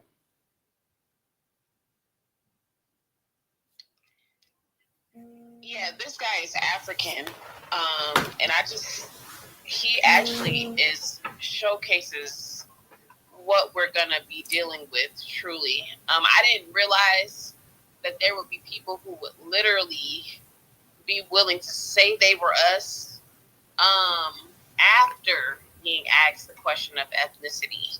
And I actually think that that's pure absurdity. Like, that's just weird as hell. He called me Aunt Jemima. I don't necessarily, obviously Aunt Jemima, if I was Aunt Jemima, I would be an example of the disenfranchisement and dispossession of Black American people. Aunt Jemima should have been a millionaire, right? Her intellectual property was stolen right before everyone's eyes. And so it's like, and then her image was denigrated to the point that an African would try to insult me by calling me that, even though our bloodline looks better than theirs. Your mama, is what I have to say to that. But I do think it's weird that people are willing to ascribe, like, literally say they are us. That is crazy. That's demented. Okay, that's not normal. As far as the FBA movement, I don't think it's divisive. I actually think that we have been tasked to first we must take back authority over our image and our consciousness. So that's number one. They tried to drown us in their projected low vibrational consciousness. So it's absolutely necessary that we put our thoughts and our thought form out, and then we lead that way. So that's absolutely necessary. But then we have to restore order to things. People are very disingenuous. We have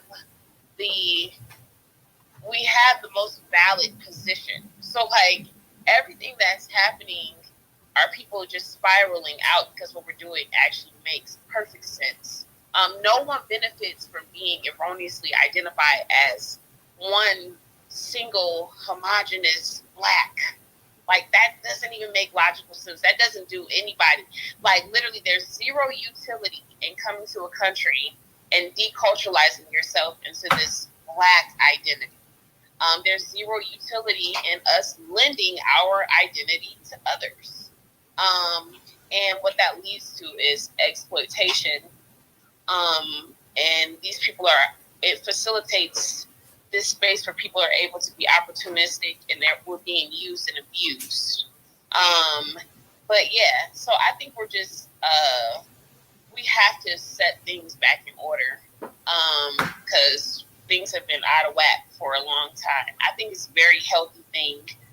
These are growing pains.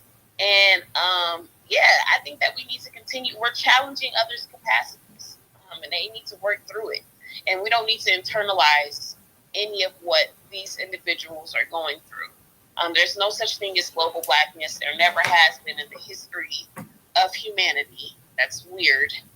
And we know that this was once a melanated planet. Every inhabitable continent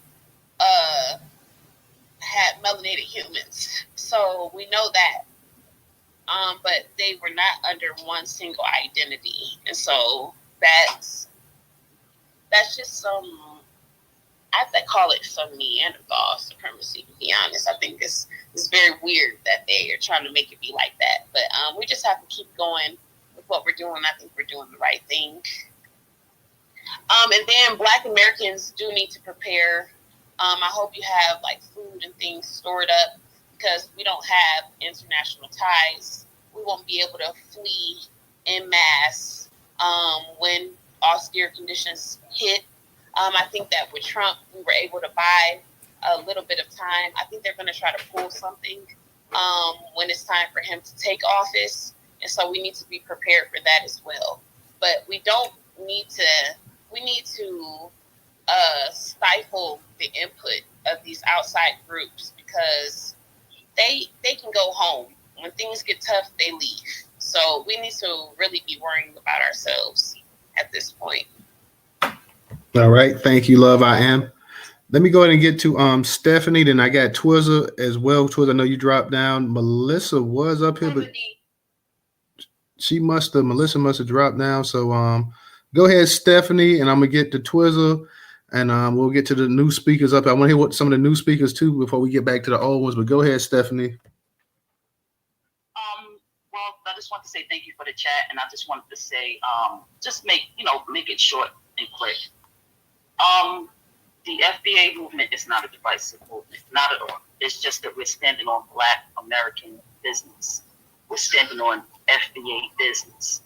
We're standing on all of the people that align with us in regards to putting our needs first for a change instead of putting everyone else in front of us.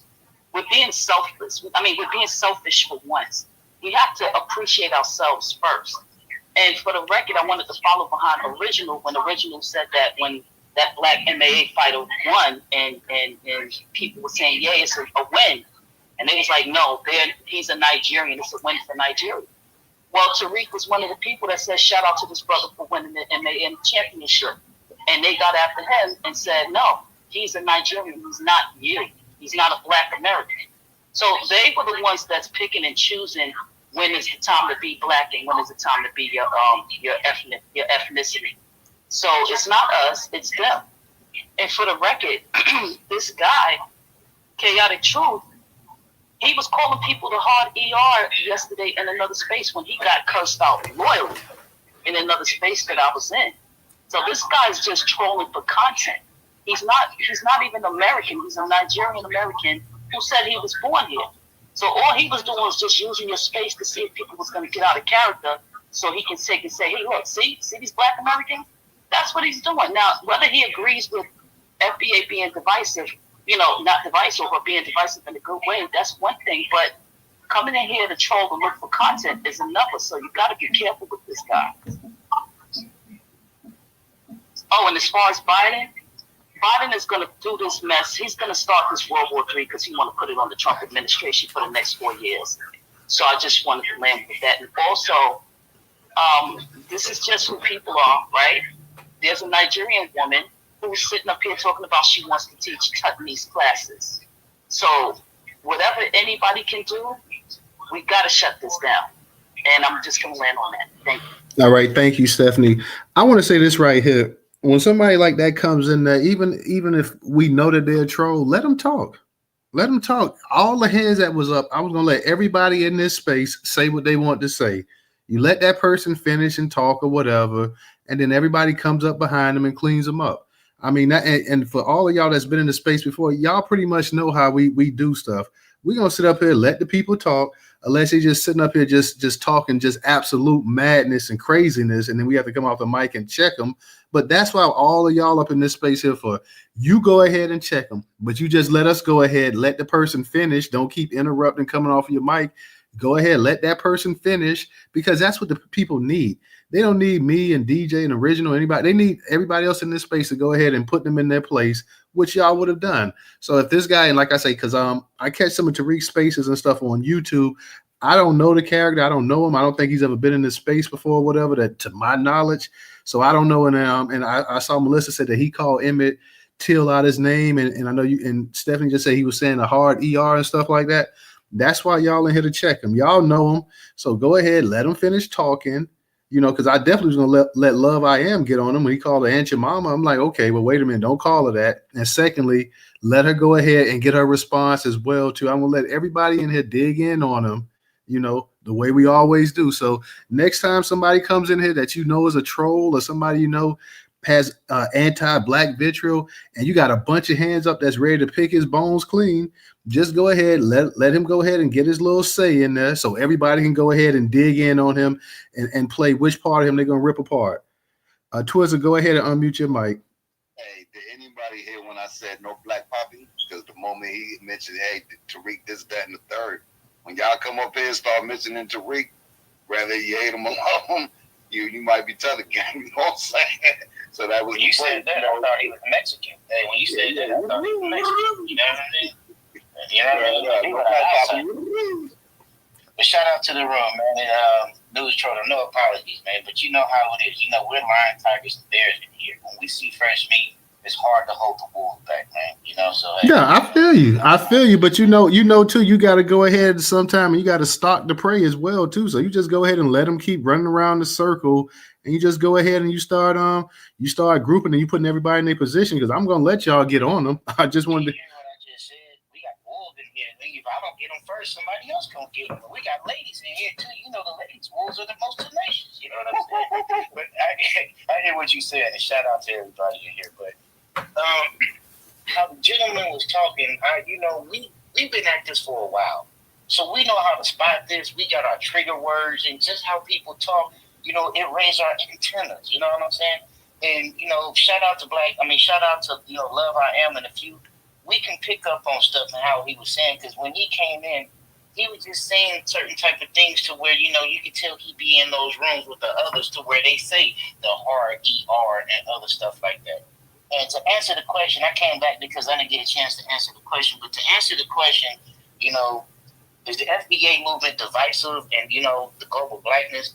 The FBA movement only became divisive once we learned our identity and once we know who we was and discovered who we was and started standing on that.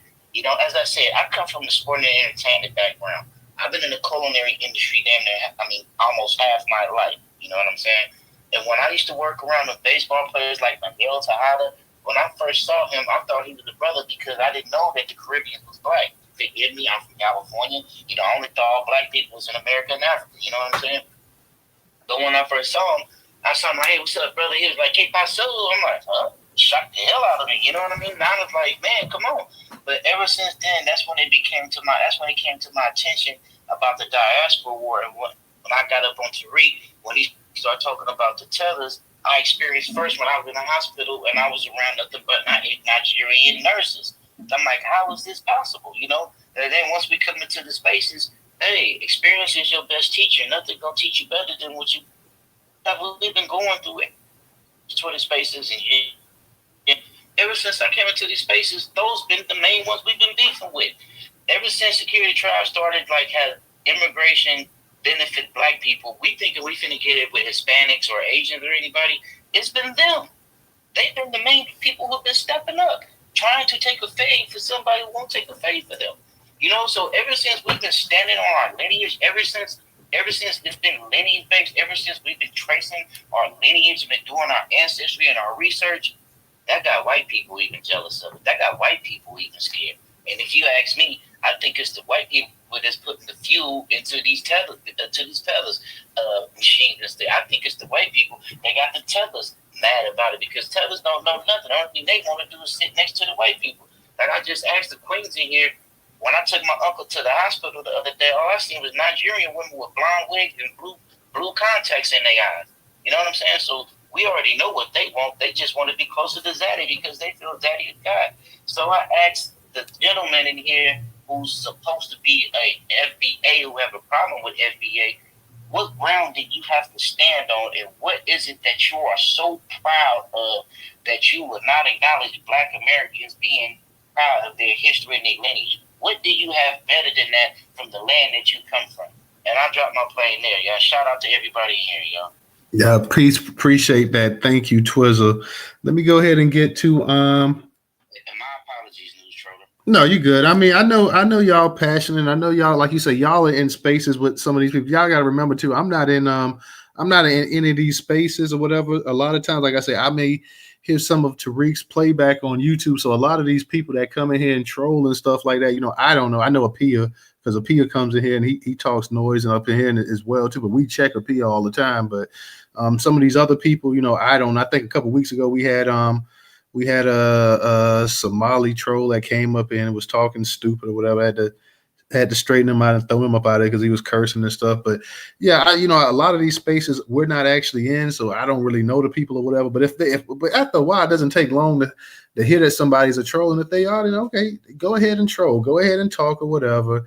And when all these hands started popping up, I saw all the hands popping up when he came up, and I'm like, okay, well, I'm gonna let them handle it. So no problem, no biggie. Let me go ahead and get to Christian, and then I'm gonna get to Carl. I'm gonna get to Trouble. Talent, I got you as well too, so don't go anywhere. Go ahead, Christian. Yo, what up, my weebles? I'm standing here right now in my kitchen with my red cutting board, my highly expensive sharp knife, chopping up some celery and some bell peppers and onions.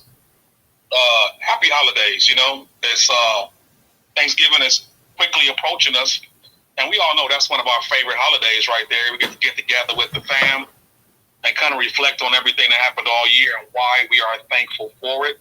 So happy holidays, happy Thanksgiving to everyone. Salute. And if there's anyone out there who knows how to make a good giblet gravy, by all means, DM me and freeze that thing up and mail it to me here in Hawaii. I need that, because my gravy is horrible. It comes out lumpy every time. I'm a chef, brother, and let me tell you the best thing you can do to make your giblet gravy great. Hold on. I want to hear this. Don't tell it on here. We record it in the DM. Okay? This is my very secret. Don't give it up. Don't get it up. All right, yeah. We can't teach each other shit, baby. Yeah, I got the answer to your. I got the solution to your problem, my brother. Just DM me and I'll give it to you. That's an entry-level tough question right there if you want to get in. You know what I'm talking about? How do you make that giblet gravy? But I'll fail because I'm terrible at it. But check it. I mean, we really don't need to spend a whole bunch of time going at chaotic. We all kind of know what it is. We have a whole lot of them out there that want to cosplay as us because, you know, we the top dogs, man. It's just what everybody copy us. Everybody want to be us. It's just what time it is. You see the Koreans. You see the Chinese, you see the East Indians and the Arabs, they're all rapping. Everybody want to be like us, man. We just on top and we're very attractive. But understand, we have to elevate, well, I won't go into it. We have to elevate our intelligence. You know, we have so many intelligent women at the pinnacle of intelligence. We have to elevate that. But let me, as far as FBA being divisive, yeah, of course it's divisive. It's supposed to be. We have to divide ourselves from the ignorant. We have to divide ourselves from these tethers and these cosplayers because they give us a real bad name, like old girl over there with Myron. You know, cannot be associated with that, where these people hide behind blackness while they do the most ignorant things and speak in the most ignorant kind of ways. And even though our good dog, Chaotic, you know, even though he ain't really one of us and he's born here or raised around here or whatever, but he's a Nigerian, okay, no problem. But he still speaks some things that are truth, and we can learn something. We can at least pull some things up from it. We don't have to spit the whole thing out. We can spit out the bones only and take some of the meat. And I'm talking about being industrialists. I'm talking about elevating our best and our brightest and being more black. Economics has to be in the forefront. So he speaks truth on that, okay? And so, it's a lot. We can let him talk. I'm just like Newstoter. Let him talk, you know, much more diplomatic. But aside from that, let me give you the main thing I want to. Oh, global blackness is pretty stupid, by the way. The main thing is about Biden, though, and I want to drop down right after this in World War III. I haven't heard anybody say this point or address this. I want to put y'all up on game what's really going on. Biden is a criminal. His whole administration are criminals. He has been in criminal league with Angela Merkel and the German chancellors and all the other people, France. He is a criminal that blew up the Nord Stream pipeline, all these things. When Trump comes into office, what is he going to do? He's going to investigate the Biden crime family, and he knows that. The last thing that he wants is to be investigated for that Burisma scandal, Hunter Biden's laptop, and everything else that they've done to launder money in and out of Ukraine with the Zelensky and whatnot. That's not going to be investigated for that. This is absolutely high treason. And you know the punishment for treason is death. It's hanging at high noon, baby. So they know it's not just him. So even when all that info come out during the investigation and America does nothing to punish that white man, that doesn't mean that the other countries that are involved with it, that have committed this treason, that they won't do nothing. They're going to hang them people. Yeah, it's racism over here, and they protect whiteness, but that's not necessarily the case in Germany, France, and beyond, Poland and whatnot. So we're talking about high treason, and they don't want that investigation to get underway. They tried to stop it already several times by doing everything they've done to Trump. But when it comes to office, there will be an investigation. And what is the way in order to draw attention away from that or to not have that investigation at all? There's only a few ways. Well, one of them is World War III. You got to throw some more meat out there, baby. And that's what he's doing. That's why it doesn't make any kind of sense at all whatsoever why he would make the kind of move that he just now made in his lame duck session of his presidency. Why would he make such a crazy move like this with long-range missiles, which is well past the red line? It's only makes sense when you look at it from the perspective I just gave you right there. All right? Nobody else has said that and brought that up, but that's what it is right there. Understand that. Let's be wise, let's be intelligent, let's think in 3D and 4D and not just be on a 2D plane. We can't keep playing these checkers. These other folks is way ahead, all right? And that's what's happening. Yo, happy holidays, happy Thanksgiving. I want that Ghibli gravy recipe. I need that. All right, appreciate that. Thank you for welcoming me to the stage. This is a great room. It's very interesting. And speaking of us coming together to create industry. Real quick, who's speaking? I can't see who's speaking. Oh, this is Carla D. I was next in the queue. Okay, go ahead, Carla, because I don't even see your mic unmuted, but go ahead. Anybody had ever heard of the well, it's fairly new. It is very new. Black Project 2025.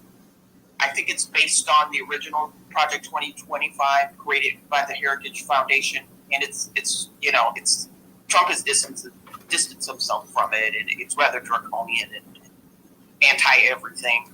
But the Black Project 2025 is exclusively for Black people.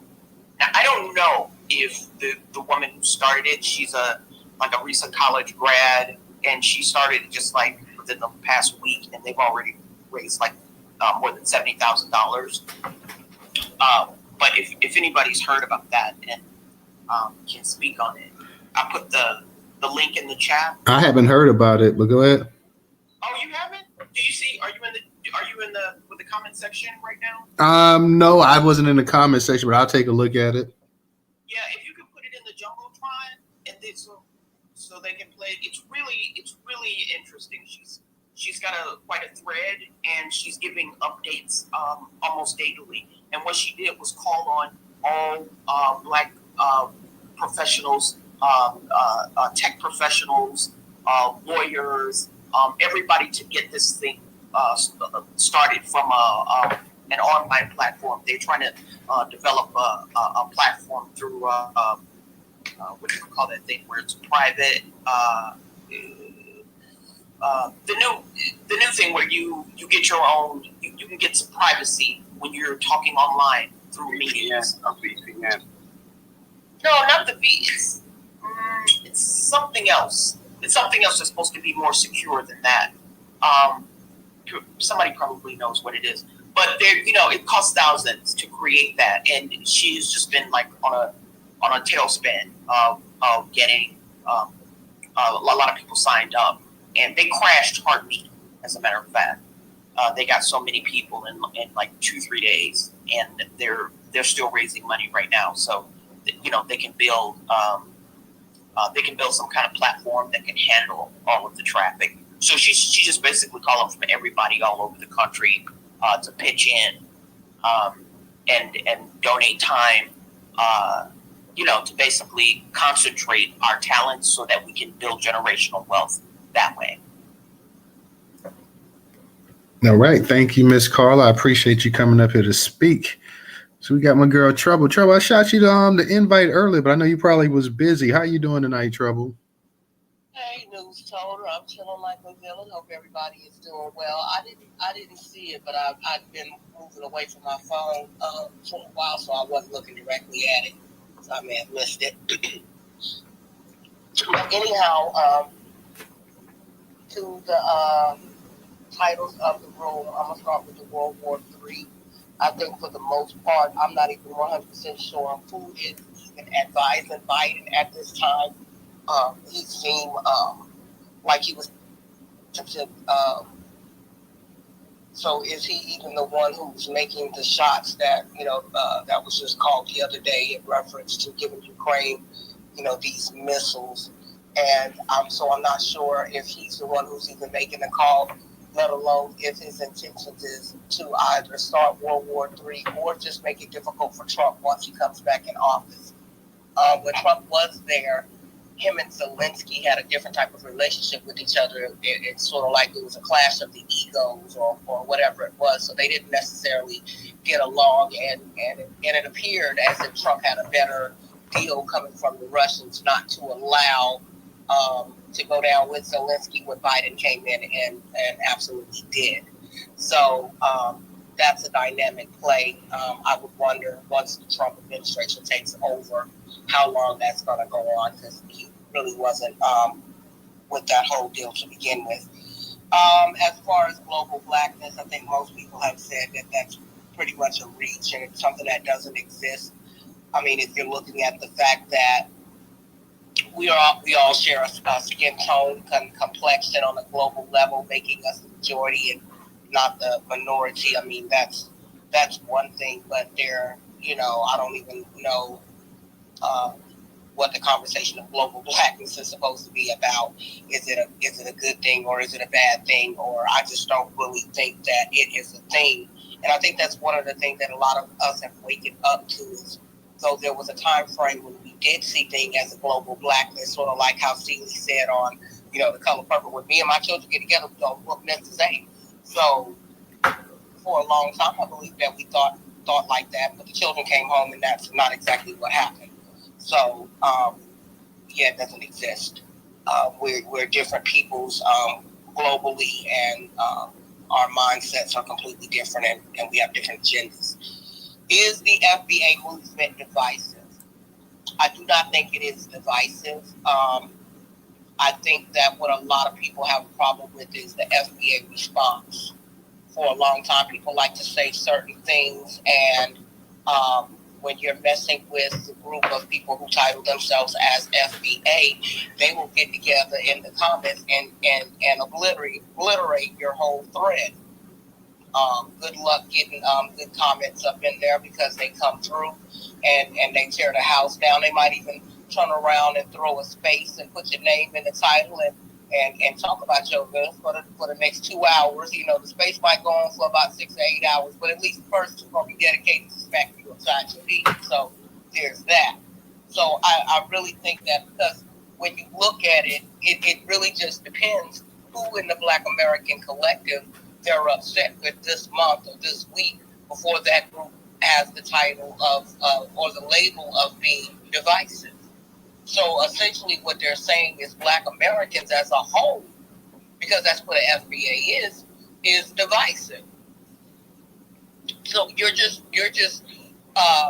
choosing the group that aligns themselves with FBA, being called FBA, because, and I say group, not, you know, of course I know that they're not a group, but I'm saying group in the sense of, we have the FBA, you have the ADOS, people who title themselves with Negro, you have the Freedmen's, you even in the other space, you have the Security Tribe, you have even certain groups that, you know, to me is super divisive, but you have Pan-Africans, you know, their little space that they hold amongst themselves.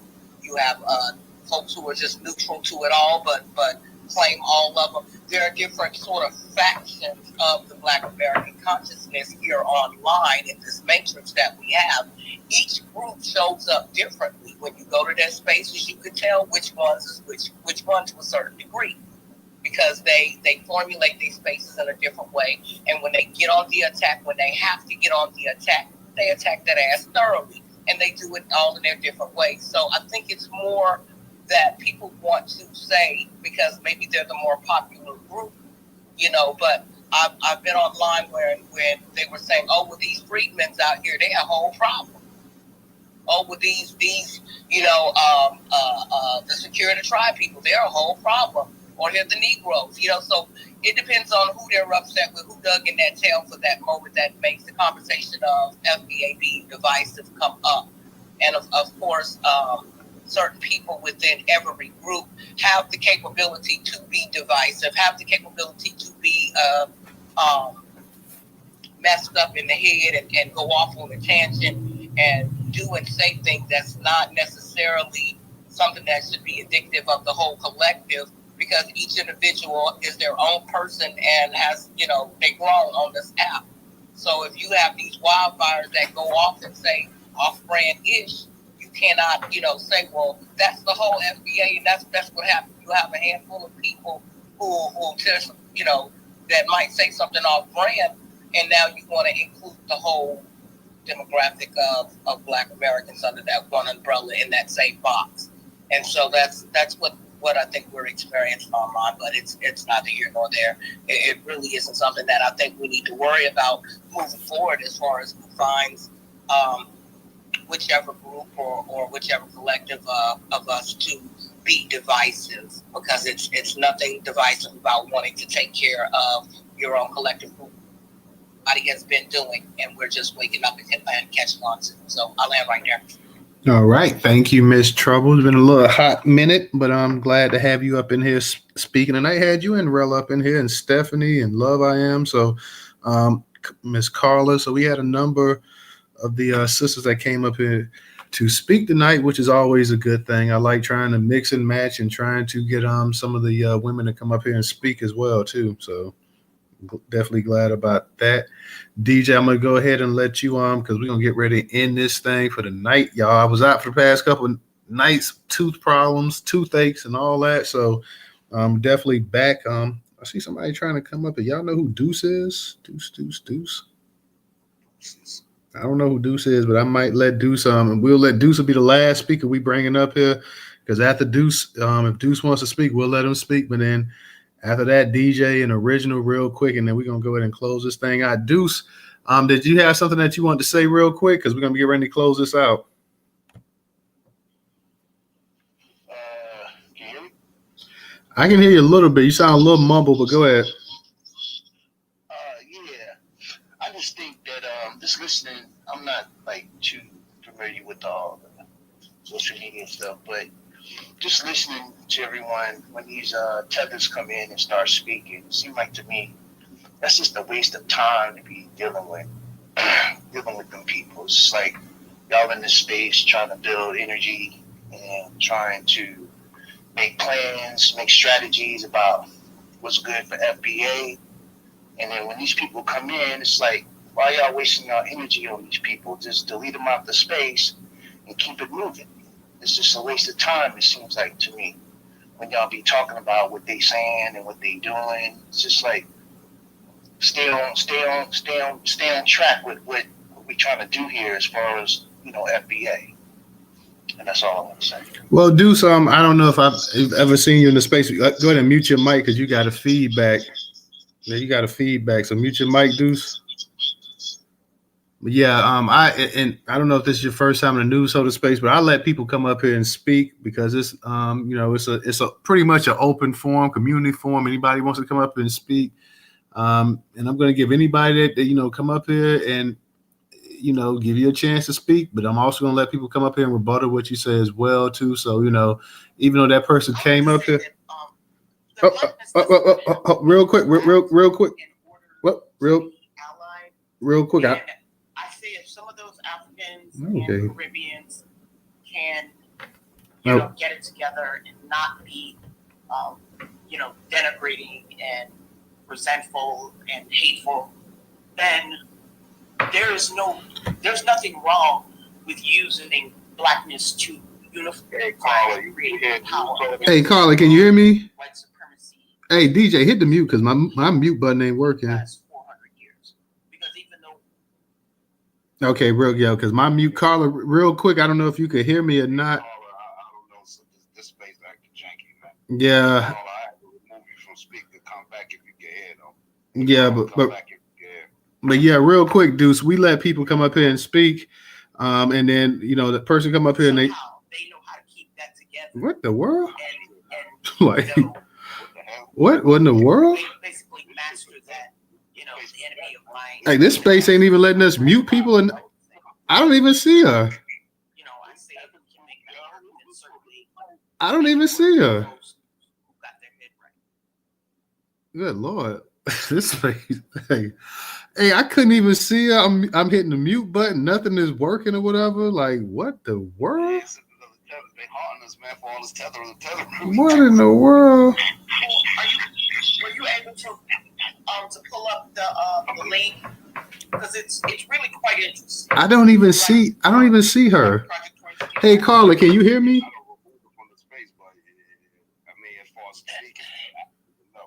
I don't even see her.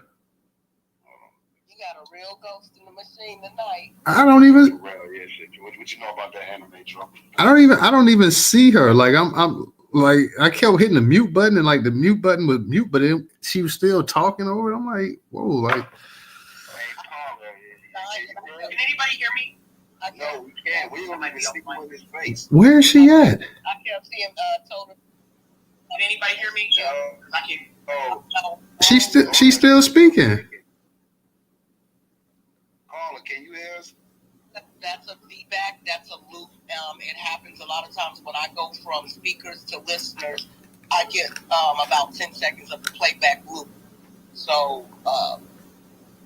that's the space's jankiness. Yeah, man. I'm about to go ahead and shut this damn thing down for the night too. I'm gonna let a couple speakers get up here and I'm gonna get the hell up out of here. But yeah, Deuce just explaining we up here in the Newstoter space. Newstoter.com is a media platform, Black owned, Black American owned. We let people come up here and speak. We may not always agree with what people say or whatever, but as long as you're being respectful, you'll get a chance to speak. And then if you're not, then we'll let people come up here and rebuttal what you got to say as well too. So that's how we run the space. And I'm sure you've been in a number of spaces before too, and you've heard people get up there rambling and talking and everything else. So yeah, that's how we pretty much do it. I see Carolyn and Trinity up here. Carolyn, did you want to say something real quick? Yeah, can you hear me? I can hear you. Okay. I was calling concerning something that Carla has said about the Project 2025. I'm glad you said because that's one of the reasons I wanted to come on today. and asking, had you guys heard about it as well? And it is a young woman, and I think I guess the space she was talking about is Discord.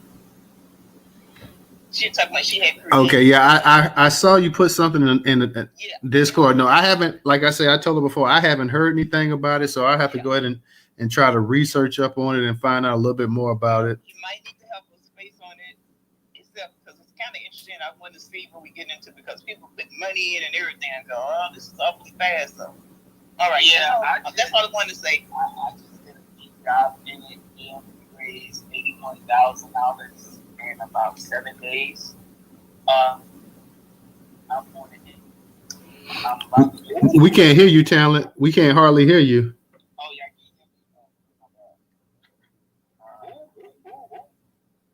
Take my headphones off. Go ahead, and I can probably hear you a little bit more now. Yeah, hear me now. Yeah, I was just on the page. The young lady, she raised $81,000 in like 7 days. I don't know if she's of the lineage. Their Instagram page got 50K following it already. She has a media background, so this is marketing stuff, so I'm sure she knows how to utilize the tools. Now, in terms of it, if it's for the lineage, will be discovered. I already seen Ice Case following her. We already know he believes in like the global concept of blackness. But there's some investigating. I think anybody within the lineage, check out their whole website. They got an Instagram page. I don't know who's behind it. Seems to kind of come out of nowhere. Doesn't really have a long footprint on her personal page as well. So again, possibly great intentions. I'm always gonna be look things in a positive way. But in terms of if there's like a reparations component to it, a lineage-based component to it, it didn't seem so. It just seems like the goal is to kind of get Black people together, which is not a bad thing, to start putting businesses together now and supporting Black businesses. And I'm always with that. But I don't necessarily. I've seen a couple videos where it's like a lot of people of color language, so I think it might still be, connected to some of the stuff that we might feel is against lineage specificity. All right, appreciate that. I'm trying to put something in the Jumbotron. Somebody mic must be open, but yeah, I'm trying to put something in the Jumbotron real quick. This cat, Isaac, he put something underneath one of the comments that I had or whatever, and it says silence nigga. So I'm trying to get y'all to mass report this fool. So for whatever reason, it's not popping up in the it's not popping up in the actual in the actual Jumbotron. So let me see if I can put it in the comment section real quick before we leave, so we can go ahead and get him to go ahead and put that in there. Let me see. It's still not popping up. Check the let me see. I guess it didn't. I'm gonna retweet it out actually, so we can see if we can go ahead and mass report this dude right here and see if we can go ahead and get his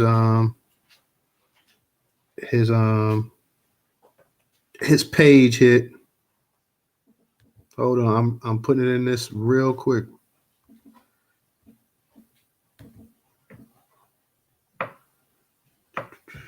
Give me 1 second.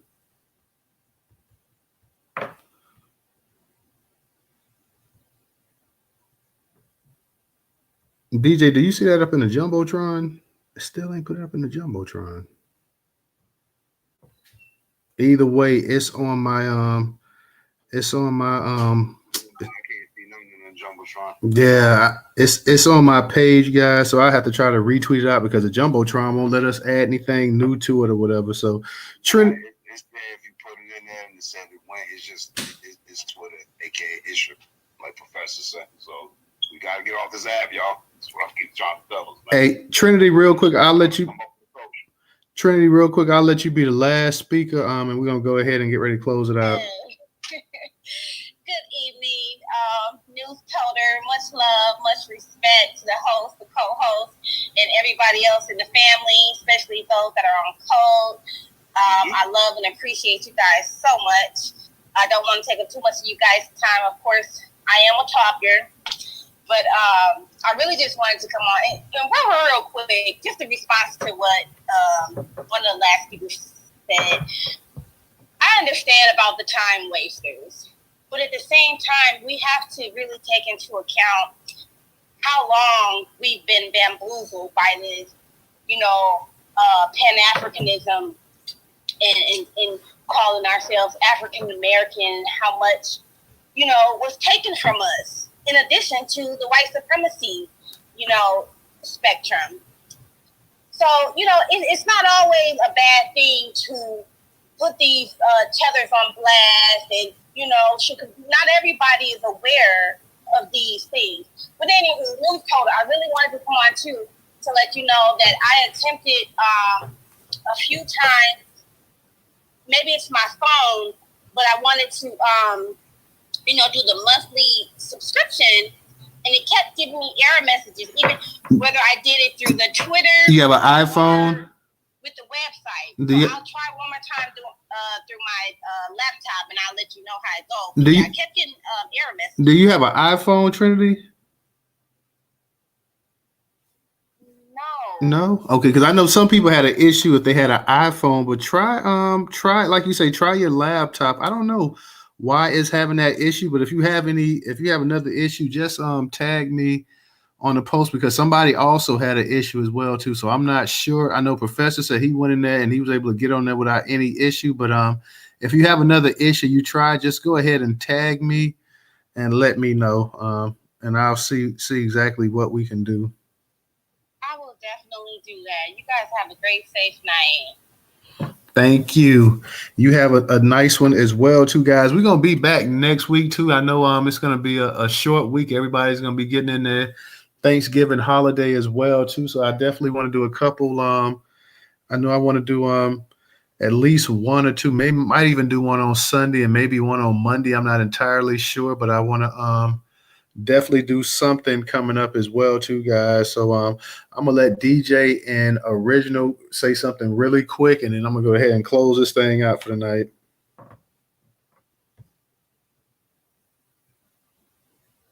Okay, I've been burning. Okay. Well, let's not forget when Malcolm X tried to have a conversation with the Africans. He told them we had the same problem. They told him we got our own problems. Once again, we've always reached out to them to do something under the premise of solidarity. They've always rejected us. When Smokey Robinson came out and said, "Do not call me an African American. Call me a Black American," the Pan-Africans went crazy, saying, "What is he talking about? He don't understand." No, he does understand, because what did he say?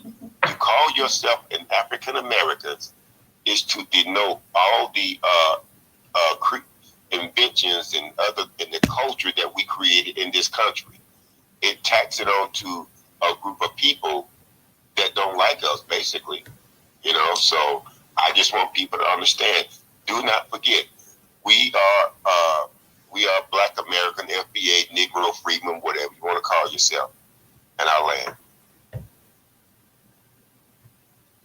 All right, appreciate that. Original DJ, you want to say something? Everybody smoked and cooked and did their thing. So, shout out to the Newstoter family to catch y'all when we catch y'all. But yeah, let's have another space. Keep this going. I'll see y'all over there. All right, so the late night space is about to start up, guys. So on that note, we're going to go ahead and close it out. So everybody have a great weekend. But first and foremost, make sure you check out the late night space with DJ. Professor's taking a little leave of absence. So go check DJ out, guys, and we will see you guys next week, okay? So peace.